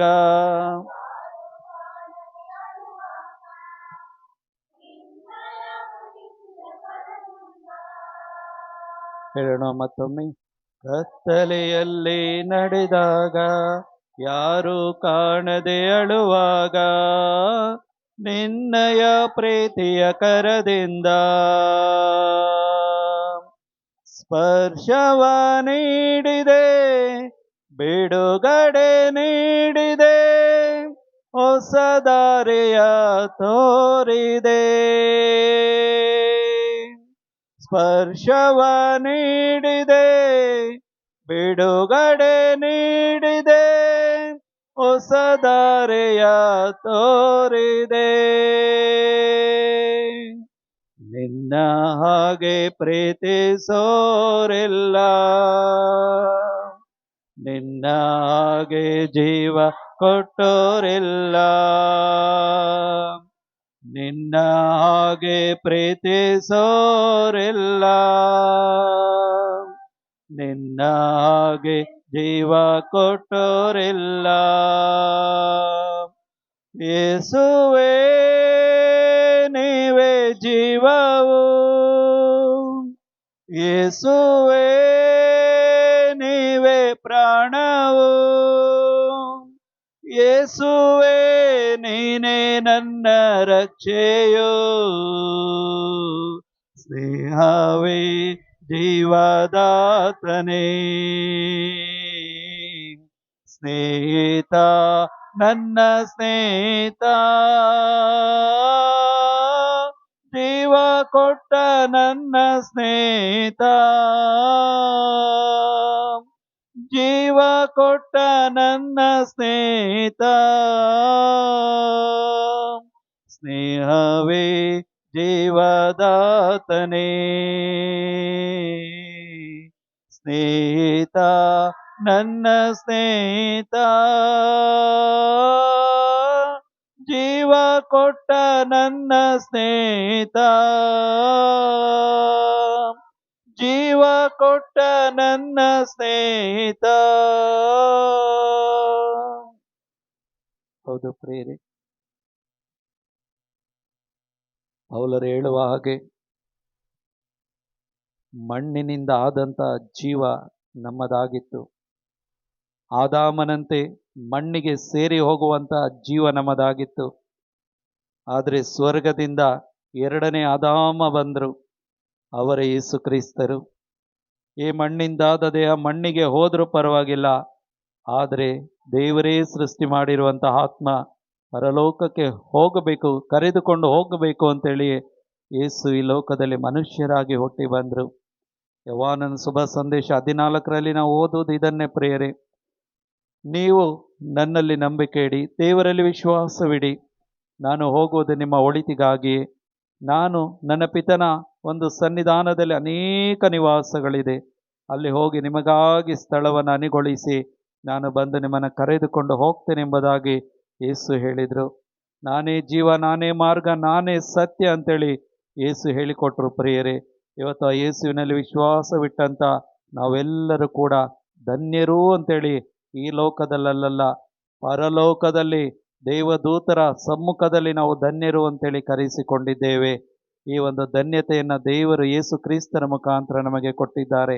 ಆ ಯೇಸುವಿಗೆ ಸ್ತೋತ್ರವಾಗಲಿ, ಆ ಯೇಸುವಿಗೆ ಆರಾಧನೆಯಾಗಲಿ, ಆ ಯೇಸುವಿಗೆ ಮಹಿಮೆಯಾಗಲಿ. ಹಾಲೆಲೂಯ, ಸ್ತೋತ್ರಪ್ಪ. ವಂದನೆ ಯೇಸುವೆ, ಆರಾಧನೆ ಯೇಸುವೆ, ಮಹಿಮೆ ಯೇಸುವೆ.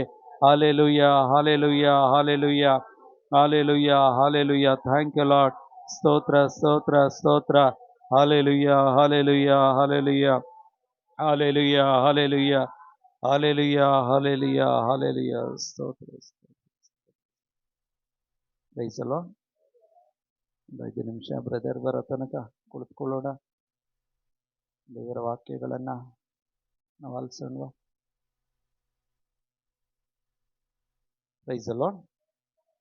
ನಾವಾಗಲೇ ಎಫೆಸಿ ಅಧ್ಯಾಯ 2 ವಾಕ್ಯ 17 ಒಂದು ವಾಕ್ಯ ಹೇಳಿ ನಾವು ಸ್ಟಾಪ್ ಮಾಡಿದ್ವಿ, ಹೌದಲ್ವಾ? 18, 19, 20 ಹೋದಂಗವಾ? ಯೇಸು ಕ್ರಿಸ್ತರೇ ಬಂದು ದೇವರಿಂದ ದೂರವಾಗಿದ್ದ ನಿಮಗೂ ಹತ್ತಿರವಾಗಿದ್ದ ನಮಗೂ ಶಾಂತಿಯ ಸಂದೇಶವನ್ನು ಸಾರಿದರು. ಇದರ ಪರಿಣಾಮವಾಗಿ ಅವರ ಮುಖಾಂತರವೇ ಉಭಯತ್ರರು ಒಂದೇ ಪವಿತ್ರ ಆತ್ಮ ಅವರಲ್ಲಿ ಪಿತನ ಸಾನ್ನಿಧ್ಯವನ್ನು ಸೇರಲು ಮಾರ್ಗವಾಯಿತು. ಹೀಗಿರಲಾಗಿ ಇನ್ನು ಮೇಲೆ ನೀವು ಪರಕೀಯರು, ಪರದೇಶಿಗಳು ಆಗಿರದೆ ದೇವ ಜನರೊಂದಿಗೆ ಸಹಜೀವಿಗಳು ಮತ್ತು ದೇವರ ಮನೆತನದವರು ಆಗಿದ್ದೀರಿ. Price the Lord. ಈಗ ಪರಕೀಯರು ಅಂತೇಳಿ ಯೇಸು ಒಂದು ಜಾಗದಲ್ಲಿ ಕರೆದ್ರು. ಯಾರಿಗಾದ್ರೂ ಗೊತ್ತಾ ಯೇಸು ಎಲ್ಲಿ ಕರೆದ್ರು ಪರಕೀಯರು ಅಂತೇಳಿ? ಪರಕೀಯರು ಅಂತ ಹೇಳಿದ್ರೆ ದೇವರಿಗೆ ಸೇರದವರು, ದೇವರನ್ನು ಅರಿಯದವರು, ಈ ಲೋಕದ ಜ್ಞಾನದಲ್ಲಿ ಜೀವಿಸುವವರು, ನಿಜವಾದ ಸತ್ಯ ದೇವರ ಯಾವುದೇ ತಿಳುವಳಿಕೆ ಇಲ್ಲದವರು. ಯೇಸು ಸ್ವಾಮಿ ಹತ್ರ ಬಂದು ಪ್ರೇಷಿತರು ಕೇಳಿದ್ರು, ಯೋಹಾನನು ತನ್ನ ಶಿಷ್ಯರಿಗೆ ಪ್ರಾರ್ಥನೆಯನ್ನು ಹೇಳಿಕೊಟ್ಟಿದ್ದಾರೆ, ನೀವು ನಮಗೆ ಹೇಳಿಕೊಡಬಾರ್ದು ಅಂತೇಳಿ ಕೇಳಿದಾಗ, ಪರಲೋಕದ ಪ್ರಾರ್ಥನೆಯನ್ನು ಹೇಳಿಕೊಟ್ಟ ನಂತರ ಈ 6ನೇ ಅಧ್ಯಾಯ ಮತ್ತಾಯನ ಸುವಾರ್ತೆ ಇದೆ ಅಲ್ವಾ, ಈ 6ನೇ ಅಧ್ಯಾಯ ನಾವು ಓದುವಾಗ ಅಲ್ಲಿ ಯೇಸು ಸ್ವಾಮಿ ಹೇಳ್ತಾರೆ, ಪರಕೀಯರಂತೆ ನೀವೇನು ಮಾಡಬೇಡಿ, ಪಿಸುಗುಟ್ಟಬೇಡಿ, ಉದ್ದುದ್ದ ಪ್ರಾರ್ಥನೆಗಳನ್ನು ಮಾಡಿದ್ರೆ ದೇವರಿಗೆ ಇಷ್ಟ ಆಗುತ್ತೆ ಅಂತೇಳಿ ತಿಳ್ಕೊಳ್ಬೇಡಿ ಅಂತೇಳಿ ಅಲ್ಲಿ ಯೇಸು ಹೇಳಿದ್ರು. ನೋಡಿ, ಅದನ್ನೇ ಇಲ್ಲಿ ಪೌಲರು ಏನು ಹೇಳ್ತಾರೆ ಅಂದರೆ, ನೀವೇನಂತ ಹೇಳಿದ್ರೆ, ಈಗ ಪವಿತ್ರ ಆತ್ಮರಿಂದ ನೀವು ಯಾರ ಬಳಿ ಬಂದಿದ್ದೀರಾ? ಈಗ ನಮ್ಮನ್ನು ಸೃಷ್ಟಿ ಮಾಡಿದಂಥ ನಮ್ಮ ಸೃಷ್ಟಿಕರ್ತನ ಬಳಿ ಈಗ ನಾವು ಬಂದು ಅವರ ಸನ್ನಿಧಾನದಲ್ಲಿ ನಾವು ಒಂದಾಗಿದ್ದೇವೆ. ಯೇಸು ಹೇಳಿದ್ರ, ಎಲ್ಲಿ 2-3 ನಾಮದಲ್ಲಿ ಸೇರಿ ಬರ್ತಿರೋ ಅವರ ಮಧ್ಯದಲ್ಲಿ, ಹಾಗಿದ್ರೆ ಅದು ಯಾರ ಸನ್ನಿಧಾನ? ಯೇಸುವಿನ ಸನ್ನಿಧಾನ. ಈಗ ಯೇಸುವಿನ ಸನ್ನಿಧಾನದಲ್ಲಿ ನಾವೆಲ್ಲರೂ ಕೂಡ ಸೇರಿ ಬಂದಿದ್ದೇವೆ. ಯಾವ ರೀತಿಯಾಗಿ ಸೇರಿ ಬಂದಿದ್ದೇವೆ ಅಂತ ಹೇಳಿದ್ರೆ, ಇನ್ನು ನಾವು ಯಾವುದೇ ಪರಕೀಯರು ಅಲ್ಲ. ನಾನು ಆಗಲೇ ಹೇಳಿದೆ, ನಾವು ಯಾವುದೇ ಇಸ್ರೇಲ್ ಜನಾಂಗಕ್ಕೆ ಸೇರಿದವರಲ್ಲ, ಯಹೂದ್ಯ ಮತಾವಲಂಬಿಗಳು ಅಲ್ಲ. ನಮಗೆ ಯಾವುದೇ ರೀತಿಯಾಗಿ ಯೇಸು ಆಗಲಿ, ಆ ಸರ್ವೇಶ್ವರ ಸ್ವಾಮಿ ಆಗಿರಲಿ, ಅಥವಾ ಮೋಶೆ ಧರ್ಮಶಾಸ್ತ್ರಗಳು, ಪ್ರವಾದಿಗಳು, ಪ್ರವಚನಗಳು, ಇದು ಯಾವುದೂ ಕೂಡ ನಮಗೆ, ಆದರೆ ಒಂದು ಗಾಳಿ ಕೂಡ ನಮಗೆ ಗೊತ್ತಿರಲಿಲ್ಲ, ಗಂಧವು ಕೂಡ ನಮಗೆ ಗೊತ್ತಿರಲಿಲ್ಲ, ಹೌದಲ್ವಾ? ಆದರೆ ಈಗ ನಮಗೆ ಆ ಶುಭ ಸಂದೇಶ ಅಂದರೆ ಸೈತಾನನನ್ನ ಮರಣವನ್ನ ಜಯಿಸಿದಂತಹ ಆ ಶುಭ ಸಂದೇಶ ಈಗ ಯಾರಿಗೆ ಸಾರಲಾಗಿದೆ? ನನಗೂ ನಿನಗೂ ಸಾರಲಾಗಿದೆ. ಆ ಶುಭ ಸಂದೇಶ ಯಾರನ್ನ ಜಯಿಸಿದೆ? ಆ ಮರಣದ ಅಧಿಕಾರಿಯನ್ನ ಜಯಿಸಿದೆ. ಮರಣವನ್ನ, ಲೋಕವನ್ನು, ಪಾಪದ ಲೋಕವನ್ನ ದೇವರ ವಾಕ್ಯಗಳು ಏನ್ ಮಾಡಿದೆ? ಶುಭ ಸಂದೇಶ ಜಯಿಸಿದೆ. ಈಗ ಜಯಿಸಿದಂತ ಶುಭ ಸಂದೇಶ ನನಗೆ ಕೊಡಲಾಗಿದೆ. ಯಾಕೆ? ನಾನು ಯಾರನ್ನ ಜಯಿಸಬೇಕೀಗ? ಸೈತಾನನನ್ನ, ಅವನ ಎಲ್ಲಾ ಕಾರ್ಯಗಳನ್ನ ಜಯಿಸಬೇಕು.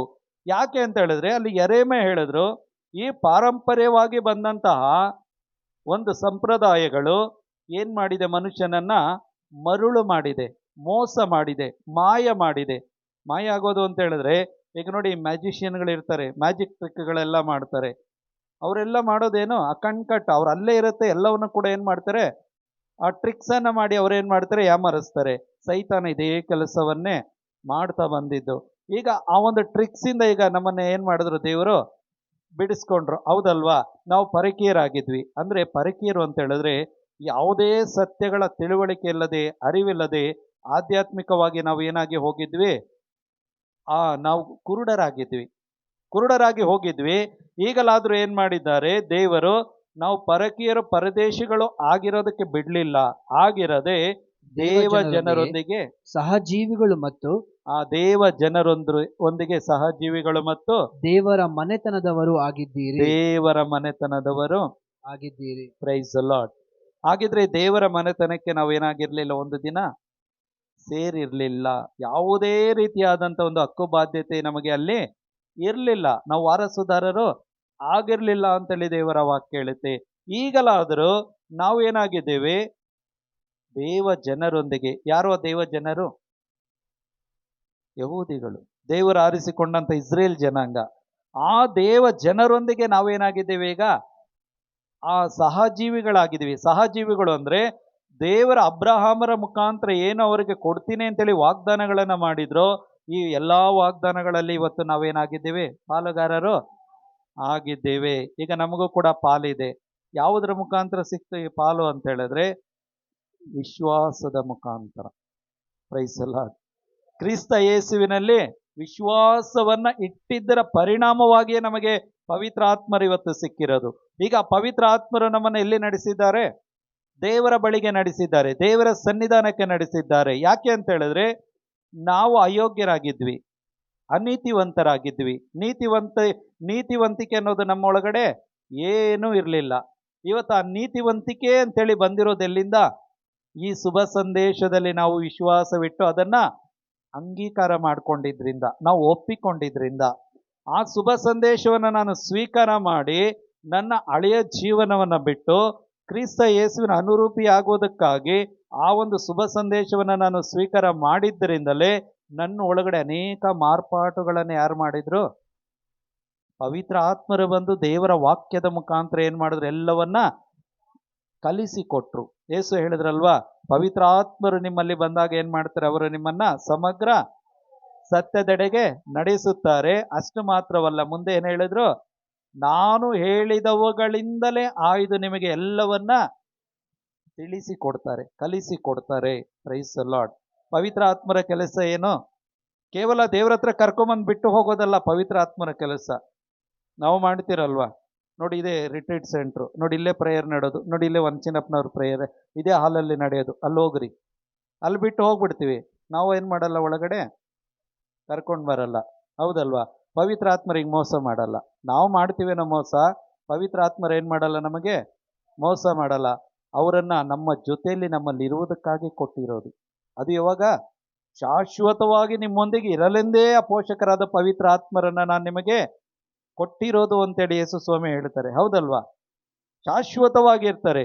ಅದಕ್ಕೆ ಪೌಲರು ಹೇಳ್ತಾರೆ, ಆ ಪವಿತ್ರ ಆತ್ಮರನ್ನ ಏನ್ ಮಾಡಬೇಡಿ, ನೀವು ಆ ನಿಶ್ಚೇತನಗೊಳಿಸಬೇಡಿ. ಯಾಕೆ ಅಂತ ಹೇಳಿದ್ರೆ, ಪ್ರವಾದಿಗಳ ಪ್ರವಚನಗಳನ್ನ, ದೇವರ ವಾಕ್ಯಗಳನ್ನ ನಮಗೆ ಅದರಲ್ಲಿ ನಂಬಿಕೆ ಇಟ್ಟು ಆ ವಿಶ್ವಾಸದಲ್ಲಿ ನಡೆಯುವಂತೆ ನಮ್ಮನ್ನು ಯಾವಾಗಲೂ ಸಾಮರ್ಥ್ಯ ಪಡಿಸೋದು, ಬಲಪಡಿಸೋದು ಯಾರಾಗಿದ್ದಾರೆ? ಆ ಪವಿತ್ರ ಆತ್ಮರಾಗಿದ್ದಾರೆ. ಆ ಶುಭ ಸಂದೇಶವನ್ನ ನಾವು ಬಿಗಿಯಾಗಿ ನಮ್ಮ ಹೃದಯದಲ್ಲಿ ಇಟ್ಕೊಳ್ಳೋದಕ್ಕೆ ನಮಗೆ ಸಹಾಯ ಮಾಡೋರು ಯಾರು? ಆ ಪವಿತ್ರ ಆತ್ಮರಾಗಿದ್ದಾರೆ. ಪೌಲ ಹೇಳ್ತಾರಲ್ವಾ, ಇಬ್ರಿಯ 2:1, ನೀವು ಕೇಳಿಸಿಕೊಂಡಂತ ಶುಭ ಸಂದೇಶಕ್ಕೆ ನೀವು ಕೊಚ್ಚಿ ಹೋಗದಂತೆ ಏನ್ ಮಾಡಿ, ಆ ಹುಚ್ಚೋಳೆಯಲ್ಲಿ ಕೊಚ್ಚಿ ಹೋಗದ ಹಾಗೆ ಆ ಕೇಳಿಸಿಕೊಂಡಂತ ಶುಭ ಸಂದೇಶವನ್ನ ನೀವು ಬಿಗಿಯಾಗಿ ಹಿಡಿದುಕೊಳ್ಬೇಕು, ಕಚ್ಚಿಕೊಳ್ಬೇಕು. ಈಗ ನಮ್ಮ ಕೈಲಾಗತ್ತಾ ಇದು? ಖಂಡಿತವಾಗಿ ಆಗಲ್ಲ. ಇದನ್ನ ಬಿಗಿಯಾಗಿ ನಾವು ಹಿಡ್ಕೊಳ್ಳೋದಕ್ಕೆ, ಕಚ್ಕೊಳ್ಳೋದಕ್ಕೆ ಸಹಾಯ ಮಾಡೋರು ಯಾರು ಅಂತ ಹೇಳಿದ್ರೆ ಪವಿತ್ರ ಆತ್ಮರು. ಅದಕ್ಕೆ ಪೌಲ ಹೇಳೋದು, ಆ ಪವಿತ್ರ ಆತ್ಮನ ನೆರವಿನಿಂದ ನೀವು ಕೇಳಿಸಿಕೊಂಡಂತ ಶುಭ ಸಂದೇಶವನ್ನ ನಿಮ್ಮ ಹೃದಯಗಳಲ್ಲಿ ಸುರಕ್ಷಿತವಾಗಿ ಕಾಪಾಡಿಕೊಳ್ಳಿರಿ. ಹೇಳಿದ್ರ ಪೌಲರು? ಸುರಕ್ಷಿತವಾಗಿ ಎಲ್ಲಿ ಕಾಪಾಡಿಕೊಳ್ಳಬೇಕು? ಯಾರ ನೆರವಿನಿಂದ? ಪವಿತ್ರ ಆತ್ಮನ ನೆರವಿನಿಂದ. ನಮ್ಮ ಕೈಲಿ ಆಗಲ್ಲ. ಈ ದೇಹದಿಂದ ಏನೂ ಆಗಲ್ಲ ಪ್ರಿಯರೇ, ನಮ್ಮ ಬುದ್ಧಿ ಜ್ಞಾನದಿಂದ ಏನೂ ಆಗಲ್ಲ. ಯಾಕೆ? ಎಲ್ಲವೂ ದೇವರೇ ಮಾಡಬೇಕಾಯ್ತು ಅಂತ ಹೇಳಿದ್ರೆ, ದೇವರಿಗೆ ಚೆನ್ನಾಗಿ ಗೊತ್ತಿತ್ತು ನಾವು ಏನಕ್ಕೂ ಕೆಲಸಕ್ಕೆ ಬರದವರು ಅಂತೇಳಿ. ಹಲ್ಲೆಲೂಯಾ. ಆದ್ರೆ ಕೆಲಸಕ್ಕೆ ಬರುವ ಮಡಿಕೆಯಾಗಿ ಮಾರ್ಪಡಿಸಿಕೊಂಡಿದ್ಯಾರೋ? ದೇವರು, ಯೇಸು ಕ್ರಿಸ್ತರಾಗಿದ್ದಾರೆ. ಅದಕ್ಕೆ ಇಲ್ಲಿ ನೋಡಿ, ಪವಿತ್ರ ಆತ್ಮರು ಏನ್ ಮಾಡಿದಾರಂತೆ? ದೇವರ ಪಿತನ ಸಾನ್ನಿಧ್ಯವನ್ನ ಸೇರಿಸಲು ಪವಿತ್ರ ಆತ್ಮರ ಮುಖಾಂತರ ಈಗ ನಮಗೆ ಮಾರ್ಗ, ದಾರಿ ತೆರೆದು ಕೊಟ್ಟಿದ್ದಾರೆ. ಈಗ ನಾವು ಅವರ ಬಳಿ ಬಂದಾಗ ಈಗ ನಾವು ಏನಾಗಿಲ್ಲ? ಅನ್ಯ ಧರ್ಮೀಯರಾಗಿಲ್ಲ, ಪರಕೀಯರಾಗಿಲ್ಲ, ಪರದೇಶಿಗಳಾಗಿಲ್ಲ. ಈಗ ನಾವು ದೇವ ಜನರೊಂದಿಗೆ ಏನಾಗಿದ್ದೇವೆ? ಆ ನಿತ್ಯ ಜೀವಕ್ಕೆ ಬಾಧ್ಯಸ್ಥರಾಗಿದ್ದೇವೆ. Price the lord. ನಮಗೆ ಹಕ್ಕು ಬಾಧ್ಯತೆ ಏನಾಗಿದೆ? ಈಗ ಸಿಕ್ಕಿದೆ ನಮಗೆ. ಯಾರ ಜೊತೆಯಲ್ಲಿ? ಯಹೂದಿಗಳ ಜೊತೆಯಲ್ಲಿ. ಅಂದ್ರೆ ದೇವರು ಆರಿಸಿಕೊಂಡಂತಹ ಆ ಒಂದು ದೇವ ಜನರೊಂದಿಗೆ ನಾವು ದೇವರ ಮಕ್ಕಳಾಗುವ ಹಕ್ಕನ್ನ ದೇವರು ನಮಗೆ ಕೊಟ್ಟಿದ್ದಾರೆ. ಮುಂದೆ ಹೋದೋಣ. ಮನೆತನದವರು ಆಗಿದ್ದೀರಿ, ಪ್ರೇಷಿತರು ಹಾಗೂ ಪ್ರವಾದಿಗಳು ಹಾಕಿದ ತಳಹದಿಯ ಮೇಲೆ ನಿಮ್ಮನ್ನು ನಿರ್ಮಿಸಲಾಗಿದೆ. ನಿಮ್ಮನ್ನ ಏನು ಮಾಡಲಾಗಿದೆ? ಫೌಂಡೇಶನ್ ಹಾಕಾಯ್ತು. ಆ ಫೌಂಡೇಶನ್ ಯಾವುದು ಅಂತ ಹೇಳಿದ್ರೆ ವಿಶ್ವಾಸ. ಈಗ ನಮಗೆ ಆ ಒಂದು ಒಳ್ಳೆ ಫೌಂಡೇಶನ್ ಬಿದ್ದಾಯ್ತು. ಈಗ ಈ ಫೌಂಡೇಶನ್ ಮೇಲೆ ಒಂದು ಒಳ್ಳೆ ಮನೆ ಕಟ್ಟಬೇಕು. ಅದು ವಿಶ್ವಾಸದ ಮನೆ ಕಟ್ಟಬೇಕು. ಆ ವಿಶ್ವಾಸದ ಮನೆ ಯಾವುದಪ್ಪ ಅಂತ ಹೇಳಿದ್ರೆ, ನೀವು ಕೇಳಿಸಿಕೊಂಡಂತ ಶುಭ ಸಂದೇಶದಲ್ಲಿ ನೀವು ವಿಶ್ವಾಸವಿಟ್ಟು ನಿಮ್ಮ ಒಳಗಡೆ ಏನೆಲ್ಲಾ ಒಂದು ಬದಲಾವಣೆಗಳನ್ನು ನೀವು ಅನುಭವಿಸ್ತಾ ಇದ್ದೀರಾ ನೋಡಿ. Price the Lord. ಆ ಬದಲಾವಣೆಗಳು ಏನೆಲ್ಲ ನಿಮ್ಮ ಸ್ವಭಾವಗಳಲ್ಲಿ ಬದಲಾವಣೆ ಬಂತು, ನಿಮ್ಮ ಒಂದು ನೇಚರಲ್ಲಿ ಬದಲಾವಣೆ ಬಂತು, ನಿಮ್ಮ ಲೈಫಲ್ಲಿ, ಪರ್ಸನಲ್ ಲೈಫಲ್ಲಿ ಅನೇಕ ಚೇಂಜಸ್ಗಳು ಬಂತು. ಮತ್ತು ಎಷ್ಟೋ ನಿಮ್ಮ ಒಂದು ಏನು ಹೇಳ್ತಾರೆ, ಈ ಮಿಸ್ಅಂಡರ್ಸ್ಟ್ಯಾಂಡಿಂಗ್ ಅಂತ ಏನು ಹೇಳ್ತೀವಿ, ಇದೆಲ್ಲವೂ ಇವತ್ತೇನಾಗಿದೆ? ದೂರ ಆಗಿ ಹೋಗಿದೆ. ಹೌದಲ್ವಾ? ಅಂದ್ರೆ ಕ್ರಿಸ್ತ ಯೇಸುವಿನಲ್ಲಿ ನಾವು ಏನಾಗಿದ್ದೇವೆ? ಈಗ ಹೊಸ ವ್ಯಕ್ತಿಗಳಾಗಿ, ನೂತನ ಸ್ವಭಾವಿಗಳಾಗಿ ನಾವು ಮಾರ್ಪಟ್ಟಿದ್ದೀವಿ. ಹೌದಲ್ವಾ? ಈಗ ಪವಿತ್ರ ಆತ್ಮರು ನಮ್ಮನ್ನ ಪಿತನ ಸನ್ನಿಧಾನಕ್ಕೆ ಸೇರಿಸಿದ ಮೇಲೆ ನಮ್ಮನ್ನು ಸುಮ್ಮನೆ ಕೂರಿಸೋದಕ್ಕೆ ಬಿಡಲ್ಲ ಅವರು. ಸುಮ್ಮನೆ ಬಿಡ್ತಾರ? ಇಲ್ಲ. ಪ್ರತಿನಿತ್ಯವೂ ಏನು ಮಾಡ್ತಾರೆ? ಎರೇಮಿನ ಥರ ಹೇಳಿಸ್ತಾರೆ. ಎರೇಮಿನಿಗೆ ಏನಾಗ್ತಾ ಇತ್ತು? ದೇವ್ರು ಹೇಳಿದ ಆ ಒಂದು ಸಂದೇಶವನ್ನು ಅವನು ಹೇಳದೆ ಹೋಗಿದ್ರೆ ಆ ಎರೇಮಿನ ಹೊಟ್ಟೆ ಒಳಗಡೆ ಏನಾಗ್ತಾ ಇತ್ತು? ಬೆಂಕಿ ಉರಿತಾ ಇತ್ತು. ಆತನಿಗೆ ನೆಮ್ಮದಿಯಾಗಿ ಇರೋದಕ್ಕೆ ಸಾಧ್ಯ ಆಗ್ತಾನೆ ಇರಲಿಲ್ಲ. ಆದರೆ ಇವತ್ತು ನಾವು ನೆಮ್ಮದಿಯಾಗಿದ್ದೀವಿ ಅಂತ ಹೇಳಿದ್ರೆ ಆ ಬೆಂಕಿ ಏನಾಗ್ತಾ ಇಲ್ಲ, ನಮ್ಮೊಳಗಡೆ ಉರಿತಾ ಇಲ್ಲ. ಉರಿಯೋದಕ್ಕೆ ನಾವೇನು ಮಾಡಲಿಲ್ಲ? ಬಿಟ್ಟು ಕೊಡಲಿಲ್ಲ. ಹೌದಲ್ವಾ? ಈಗ ನೋಡಿ, ಪಾಪಿಗಳನ್ನೇ ಅಂದರೆ ಪ್ರಕಟಣೆಯಲ್ಲಿ ನಾವು ಓದ್ತೀವಿ, ಅಂತ್ಯದ ದಿನಗಳಲ್ಲಿ ಈ ಪಾಪಿಗಳನ್ನು ಸುಡುವಂಥ ಆ ಒಂದು ನಿತ್ಯ ನರಕಾಗ್ನಿಯ ಬೆಂಕಿಯೇ ಆರಲ್ಲ ಅಂತೇಳಿ ದೇವರ ವಾಕ್ಯ ಹೇಳುತ್ತೆ. ಆ ಬೆಂಕಿಗೆ ಹೋಗಬಾರದು ಅಂತೇಳಿ ಯಾರ ಉದ್ದೇಶ? ದೇವರ ಉದ್ದೇಶ. ಈಗ ಆ ಬೆಂಕಿಯಿಂದ ನಮ್ಮನ್ನ ಕಾಪಾಡಿದ ಹಾಗೆ ನಾವು ಕೂಡ ಇವತ್ತು ನಮ್ಮ ಜವಾಬ್ದಾರಿ ಏನು? ನಾವು ಕೂಡ ಬೆಂಕಿಗೆ ಹೋಗುವವ್ರನ್ನ ಏನು ಮಾಡಬೇಕು? ಕಾಪಾಡಬೇಕಲ್ವಾ? ಯಾಕೋಬನ ಒಂದು ಪತ್ರಿಕೆಯಲ್ಲಿ ಯಾಕೋಬರು ಹೇಳ್ತಾರ, ಇದು ನಂಗೆ ಇಟ್ಕೊಳ್ಳಿ, ಯಾಕೋಬನ ಪತ್ರಿಕೆ ತಗೊಳ್ಳಿ. ಯೂದನ ಪತ್ರಿಕೆ ಎಷ್ಟನೇ ವಾಕ್ಯ ಅದು? 23ನೇ ವಾಕ್ಯ. ಬೆಂಕಿಯ ಬಾಯಲ್ಲಿ ಇರುವವರನ್ನು ಎಳೆದು ಸಂರಕ್ಷಿಸಿರಿ. ಆ ಬೆಂಕಿಯ ಬಾಯಲ್ಲಿರುವವರನ್ನು ಎಳೆದು ಸಂರಕ್ಷಿಸಿರಿ. ಕೆಲವರಿಗೆ ದಯೆ ತೋರಿಸುವಾಗ ಭಯವಿರಲಿ. ಪಾಪದ ನಡತೆಯಿಂದ ಹೊಲಸಾದ ಅವರ ಬಟ್ಟೆ ಬರೆಗಳನ್ನು ಮುಟ್ಟದಿರಿ. ಪಾಪದ ನಡತೆಯಿಂದ ಹೊಲಸಾದ ಅವರ ಬಟ್ಟೆ ಬರೆಗಳನ್ನ ಮುಟ್ಟದಿರಿ. ಬಟ್ಟೆ ಬರೆಗಳು ಅಂತೇಳಿ ಹೇಳುವಾಗ ಅವರ ಮೈ ಮೇಲೆ ಹಾಕಿರುವಂಥ ಬಟ್ಟೆ ಬರೆಗಳ ಬಗ್ಗೆ ಇಲ್ಲಿ ಯೂದ ಹೇಳ್ತಾ ಇಲ್ಲ. ಅಂದರೆ ಅವರು ಏನು ತನ್ನ ಜೀವನವನ್ನು ಪಾಪದಲ್ಲೇ ರೂಢಿ ಮಾಡ್ಕೊಂಡಿದ್ದಾರೆ, ಪ್ರಾಕ್ಟೀಸ್ ಮಾಡ್ಕೊಂಡಿದ್ದಾರೆ. ಈಗ ನೋಡಿ, ಎಕ್ಸಾಂಪಲ್ ಹೇಳೋದಾಗಿದ್ರೆ, ಈಗ ತುಂಬ ನಮಗೆ ಕ್ಲೋಸ್ ಫ್ರೆಂಡ್ಸ್ ಇರ್ತಾರೆ. ಅವ್ರು ಯಾವಾಗಲೂ ಕೂಡ ಕೆಲವ್ರು ಏನು ಮಾಡ್ತಾರೆ ಅಂದರೆ, ಎಕ್ಸಾಂಪಲ್ ಹೇಳೋದಾದರೆ, ಅವರು ಎವ್ರಿ ಈವ್ನಿಂಗ್ ಏನು ಮಾಡಬೇಕು? ಹೋಗಿ ಎಲ್ಲ ಕುಳಿತುಕೊಂಡು ಅವರು ಡ್ರಿಂಕ್ಸ್ ಮಾಡಬೇಕು. ಈಗ ನನಗೆ ಅವ್ರು ತುಂಬ ಇಷ್ಟ, ಅವ್ರು ದೇವ್ರ ವಾಕ್ಯ ಹೇಳಬೇಕು ಹೇಳೋದು ಓಕೆ. ಅವರನ್ನು ದೇವರ ಕಡೆ ಕರ್ಕೊಬರೋದು, ಆತ್ಮ ಬರ ಇರೋದು ಓಕೆ. ಹಂಗಂತೇಳಿ ಅವನು ಅಲ್ಲಿ ಕುತ್ಕೊಳ್ತಾನೆ ಅಂತೇಳಿ ನಾನು ಪ್ರತಿನಿತ್ಯ ಅಲ್ಲಿ ಹೋಗಿ ಹೋಗಿ ಹೋಗಿ ಹೋಗಿ ಹೋಗಿ ಹೋಗಿ ಅವನ ಜೊತೆಯಲ್ಲೇ ಕುತ್ಕೊಂಡು ಏನಾಗ್ತದೆ? ಅವನ ಪಾಪದ ಬಟ್ಟೆ ಬರೆಗಳನ್ನು, ಅವನ ಹೊಲಸಾದ ಒಂದು ನಡತೆಯನ್ನು ಏನು ಮಾಡಬೇಡಿ, ಮುಟ್ಟದಿರಿ ಅಂತ ಹೇಳಿದ್ರೆ, ನಿಮಗೆ ಗೊತ್ತಿಲ್ಲದ ಹಾಗೆ ನೀವೇನು ಮಾಡಬೇಡಿ, ಅವನ ಸಂಗಡ ಸೇರಿಕೊಳ್ಳಬೇಡಿ. Praise the Lord, hallelujah. ಯಾಕೆ ಅಂತ ಹೇಳಿದ್ರೆ, ಒಂದು ವಿಶ್ವಾಸಿಗೆ ಇರುವಂಥ ಆ ಒಂದು ಶಕ್ತಿ ಏನಿದೆ, 10 ದುರಾತ್ಮ ಶಕ್ತಿಗಳಿರುವಾಗ ಏನಾಗ್ತದೆ? ಪದೇ ಪದೇ ಪದೇ ಪದೇ ನಾವಲ್ಲಿ ಹೋಗುವಾಗ ಆ ಆತ್ಮ ಕಾರ್ಯ ಮಾಡೋದಂತೆ ಏನಾಗ್ತಾ ಇರುತ್ತೆ? ಅಲ್ಲಿ ನಮ್ಮನ್ನ ಆ ವ್ಯಾಮೋಹಕ್ಕೆ ಮತ್ತೆ ಮತ್ತೆ ಮತ್ತೆ ಏನು ಮಾಡುತ್ತೆ? ಎಳೆಯುವಂಥ ಎಲ್ಲ ಸಾಧ್ಯತೆಗಳು ಇದೆ. Price the Lord, hallelujah. ಆದ್ದರಿಂದಲೇ ಬೆಂಕಿಯ ಬಾಯಲ್ಲಿರುವವರನ್ನ ಎಳೆದು ಸಂರಕ್ಷಿಸಿರಿ. ಆದರೆ ಕೆಲವರಿಗೆ ದಯೆ ತೋರುವಾಗ ಏನಿರಲಿ? ಭಯವಿರಲಿ. ಯಾವ ಭಯ? ದೇವ್ರು ಏನು ಮಾಡು ಅಂತ ಹೇಳಿದ್ರೆ ಅದನ್ನ ಮಾಡುವಂಥ ಭಯ ನನ್ನಲ್ಲಿ ಇರಬೇಕು.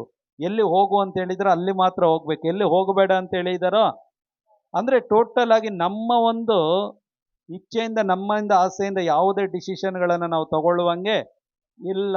ಗಲಾತ್ಯ 5:25 ಅದಕ್ಕೆ ಪೌಲ ಹೇಳಿದ್ದು, ಪವಿತ್ರಾತ್ಮರು ನಿಮ್ಮ ಜೀವಾಳವಾಗಿದ್ರೆ ಅವರೇ ಏನಾಗಿರ್ಬೇಕು? ನಿಮಗೆ ಏನಾಗಿರ್ಬೇಕು? ನಮಗೆ. ಹಾಗಿದ್ರೆ ಕೆಲವರಿಗೆ ದಯೆ ತೋರಿ, ಕೆಲವರಿಗಾಗಿ ನಾವು ದೇವರ ವಾಕ್ಯಗಳನ್ನು ಹೇಳಿ ಪ್ರಾರ್ಥನೆ ಮಾಡುವಾಗ ಯಾರ ಒಂದು ಮಾರ್ಗದರ್ಶನ ತಗೊಳ್ಬೇಕು? ನಾವು ಪವಿತ್ರ ಆತ್ಮರ ಮಾರ್ಗದರ್ಶನ ತಗೊಳ್ಬೇಕು. ಯಾಕೆ ಅಂತ ಹೇಳಿದ್ರೆ, ದೇವರ ಸನ್ನಿಧಾನಕ್ಕೆ ನಮ್ಮನ್ನು ಕರೆದುಕೊಂಡು ಬಂದಿರೋರು ಯಾರು? ಇದೇ ಪವಿತ್ರ ಆತ್ಮರ ಮುಖಾಂತರ ನಮಗೆ ಮಾರ್ಗ ಸಿಕ್ಕಿದ್ದು. ಈಗ ಅವರು ಬರಬೇಕು ಅಂತ ಹೇಳಿದ್ರೆ ಅವರು ಯಾರ ಮುಖಾಂತರ ಬರೋದಕ್ಕೆ ಸಾಧ್ಯ? ಇದೇ ಪವಿತ್ರ ಆತ್ಮನ ಮುಖಾಂತರ ಏನು ಮಾಡೋದಕ್ಕೆ ಸಾಧ್ಯ? ನಾವು ಹೇಳ್ತೀವಿ ದೇವ್ರ ಹತ್ರ ನಾವು ಕರ್ಕೊಬರ್ತೀವಿ. ಖಂಡಿತವಾಗಿ ನಾವು ಕರ್ಕೊಬರಕ್ಕಾಗಲ್ಲ, ನಮ್ಮ ಕೈಲಿ ಆಗೋದೇ ಇಲ್ಲ ಅದು. ನಾವು ಅವರನ್ನು ಪರಿಚಯ ಮಾಡಿಕೊಡ್ಬೇಕಷ್ಟೇ. ಯೇಸುವನ್ನು ನಾವು ಏನು ಮಾಡಿಕೊಡ್ಬೇಕು? ಅವರಿಗೆ ಪರಿಚಯನ ಮಾಡಿಕೊಡ್ಬೇಕು. ಅವರು ವಿಶ್ವಾಸದ ಮುಖಾಂತರ ಬಂದಾಗ ಆ ವಿಶ್ವಾಸದಲ್ಲಿ ಏನಾಗುತ್ತೆ? ಎಲ್ಲ ಆಧ್ಯಾತ್ಮಿಕವಾದಂಥ ಕಾರ್ಯಗಳು ನಡೆಯುತ್ತೆ. ಪಾಪ ಕ್ಷಮಾಪಣೆ ಕಾರ್ಯ ನಡೆಯುತ್ತೆ, ಪವಿತ್ರ ಆತ್ಮರ ಒಂದು ಅಭಿಷೇಕದ ಕಾರ್ಯ ನಡೆಯುತ್ತೆ. ಆ ಪವಿತ್ರ ಆತ್ಮರು ಅವರನ್ನು ಯಾರ ಬಳಿಗೆ ನಡೆಸುವಂಥ ಕಾರ್ಯವಾಗುತ್ತೆ? ದೇವರ ಬಳಿಗೆ ನಡೆಸುವಂಥ ಕಾರ್ಯ ಪವಿತ್ರ ಆತ್ಮರು ಮಾಡುವಂಥ ಕಾರ್ಯವಾಗಿದೆ. Price the Lord, hallelujah. ಆದ್ದರಿಂದ ಅನೇಕರು ಹೇಳೋದನ್ನು ನಾವು ಕೇಳಿಸ್ಕೊಳ್ತೀವಿ, ನಾನು ಇವರನ್ನು ಕರ್ಕೊಬಂದೆ, ನಾನು ದೇವ್ರ ಹತ್ರ ಕರ್ಕೊಬಂದೆ, ನಾನು ಪ್ರಾರ್ಥನೆ ಕರ್ಕೊಬಂದೆ. ಖಂಡಿತವಾಗಿ ನಮ್ಮ ಕೈಯಲ್ಲಿ ಏನೂ ಆಗಲ್ಲ. ನಾವು ಅದನ್ನು ಹೇಳೋಕೆ ಯಾವುದೇ ರೀತಿಯಾದ ಒಂದು ಅರ್ಹತೆ ಇಲ್ಲ ಪ್ರೇರೆ, ಖಂಡಿತವಾಗಿ ಇಲ್ಲ. ಯಾಕೆ ಅಂತ ಹೇಳಿದ್ರೆ ಪೌಲರು ಹೇಳಿದಾಗೆ ನಾವು ಪರದೇಶಿಗಳು ಆಗಿದ್ವಿ, ಅನ್ಯರು ಆಗಿದ್ವಿ. ಆದರೆ ಇವತ್ತು ಆ ಪವಿತ್ರಾತ್ಮನ ಮುಖಾಂತರ ನಾವು ಏನಾಗಿದ್ದೀವಿ, ಆ ಒಂದು ನಿತ್ಯ ಜೀವದಲ್ಲಿ ಸಹಭಾಗಿಗಳಾಗಿ ನಾವು ಬದಲಾಗಿದ್ದೀವಿ, ದೇವರ ಸನ್ನಿಧಾನಕ್ಕೆ ಬಂದಿದ್ದೀವಿ. ಬಿಟ್ರೆ ಇಷ್ಟೇ ನಮ್ಮ ಯೋಗ್ಯತೆ, ಬೇರೆ ಯೋಗ್ಯತೆ ನಮಗೆ ಇಲ್ಲ. Praise the lord. ಆದ್ದರಿಂದ ನೀವು ಬೇರೆಯವರಿಗೆ ದಯೆ ತೋರುವಾಗ, ಹಾಗಿದ್ರೆ ದಯೆ ತೋರಬಾರ್ದಾ, ಕರುಣೆ ತೋರಬಾರ್ದಾ? ಖಂಡಿತವಾಗಿ ದಯೆ, ಕರುಣೆ, ಪ್ರೀತಿ ಎಲ್ಲ ಇರಬೇಕು. ಆದರೆ ಬೇಕಾದಾಗೆ ನಮ್ಮನ್ನ ಯಾವಾಗಲೂ ಏನು ಮಾಡ್ತಾರೆ ಗೊತ್ತಾ, ಇಕ್ಕಟ್ಟಿಗೆ ಸಿಕ್ಕಿಸಿ ಹಾಕೋದಕ್ಕೆ ಪ್ರಯತ್ನಗಳನ್ನು ಪಡುವವರು ಅನೇಕರಿದ್ದಾರೆ. ನಮಗೆ ಗೊತ್ತಾಗೋದೇ ಇಲ್ಲ. ನಮ್ಮ ಜೊತೆಯಲ್ಲಿ ಚೆನ್ನಾಗಿ ವ್ಯವಹಾರ ಮಾಡ್ತಾರೆ, ನಮ್ಮ ಜೊತೆಯಲ್ಲಿ ಚೆನ್ನಾಗಿ ನಡೀತಾರೆ. Price the lord. ಈ ಎಕ್ಸ್ಪೀರಿಯನ್ಸ್ಗಳನ್ನು ತುಂಬ ಆಗಿದೆ. ಕೆಲವು ವೇಳೆಗಳಲ್ಲಿ ಆ ಸ್ಥಳಗಳಲ್ಲಿ ಅವರನ್ನು ಹುಡ್ಕೊಂಡು ಹೋಗ್ತಾ ಹೋಗ್ತಾ ಹೋಗ್ತಾ ಹೋಗ್ತಾ ಹೋಗ್ತಾ ಎಷ್ಟೋ ವಿಷಯಗಳಲ್ಲಿ ನಮ್ಮ ವಿಶ್ವಾಸನೇ ನಮಗೆ ಕಡಿಮೆ ಆಗ್ಬಿಡುತ್ತೆ, ನಮ್ಮ ಪ್ರಾರ್ಥನೆ ಒಂದು ಇದುಗಳೇ ನಮಗೆ ಕಡಿಮೆ ಆಗ್ಬಿಡುತ್ತೆ. ಆದ್ದರಿಂದ ಇಲ್ಲಿ ಯೂದ ಹೇಳ್ತಾರೆ, ನೀವು ಇಂಥ ವಿಷಯಗಳಲ್ಲಿ ಏನಾಗಿರಿ. ಅದಕ್ಕೆ ಯೇಸು ಸ್ವಾಮಿ ಹೇಳಿದ್ದು, ಇಂಥ ದೆವ್ವಗಳು ಬಿಟ್ಟು ಹೋಗಬೇಕು ಅಂದರೆ ಏನು ಮಾಡಬೇಕು ನೀವು? ಕೆಲವೊಮ್ಮೆ ಉಪವಾಸ ಮಾಡಬೇಕಾಗ್ತದೆ, ತುಂಬ ಪ್ರಾರ್ಥನೆಗಳು.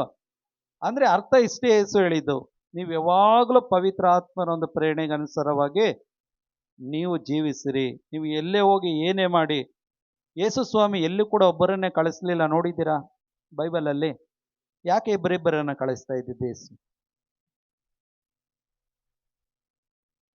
Price the Lord.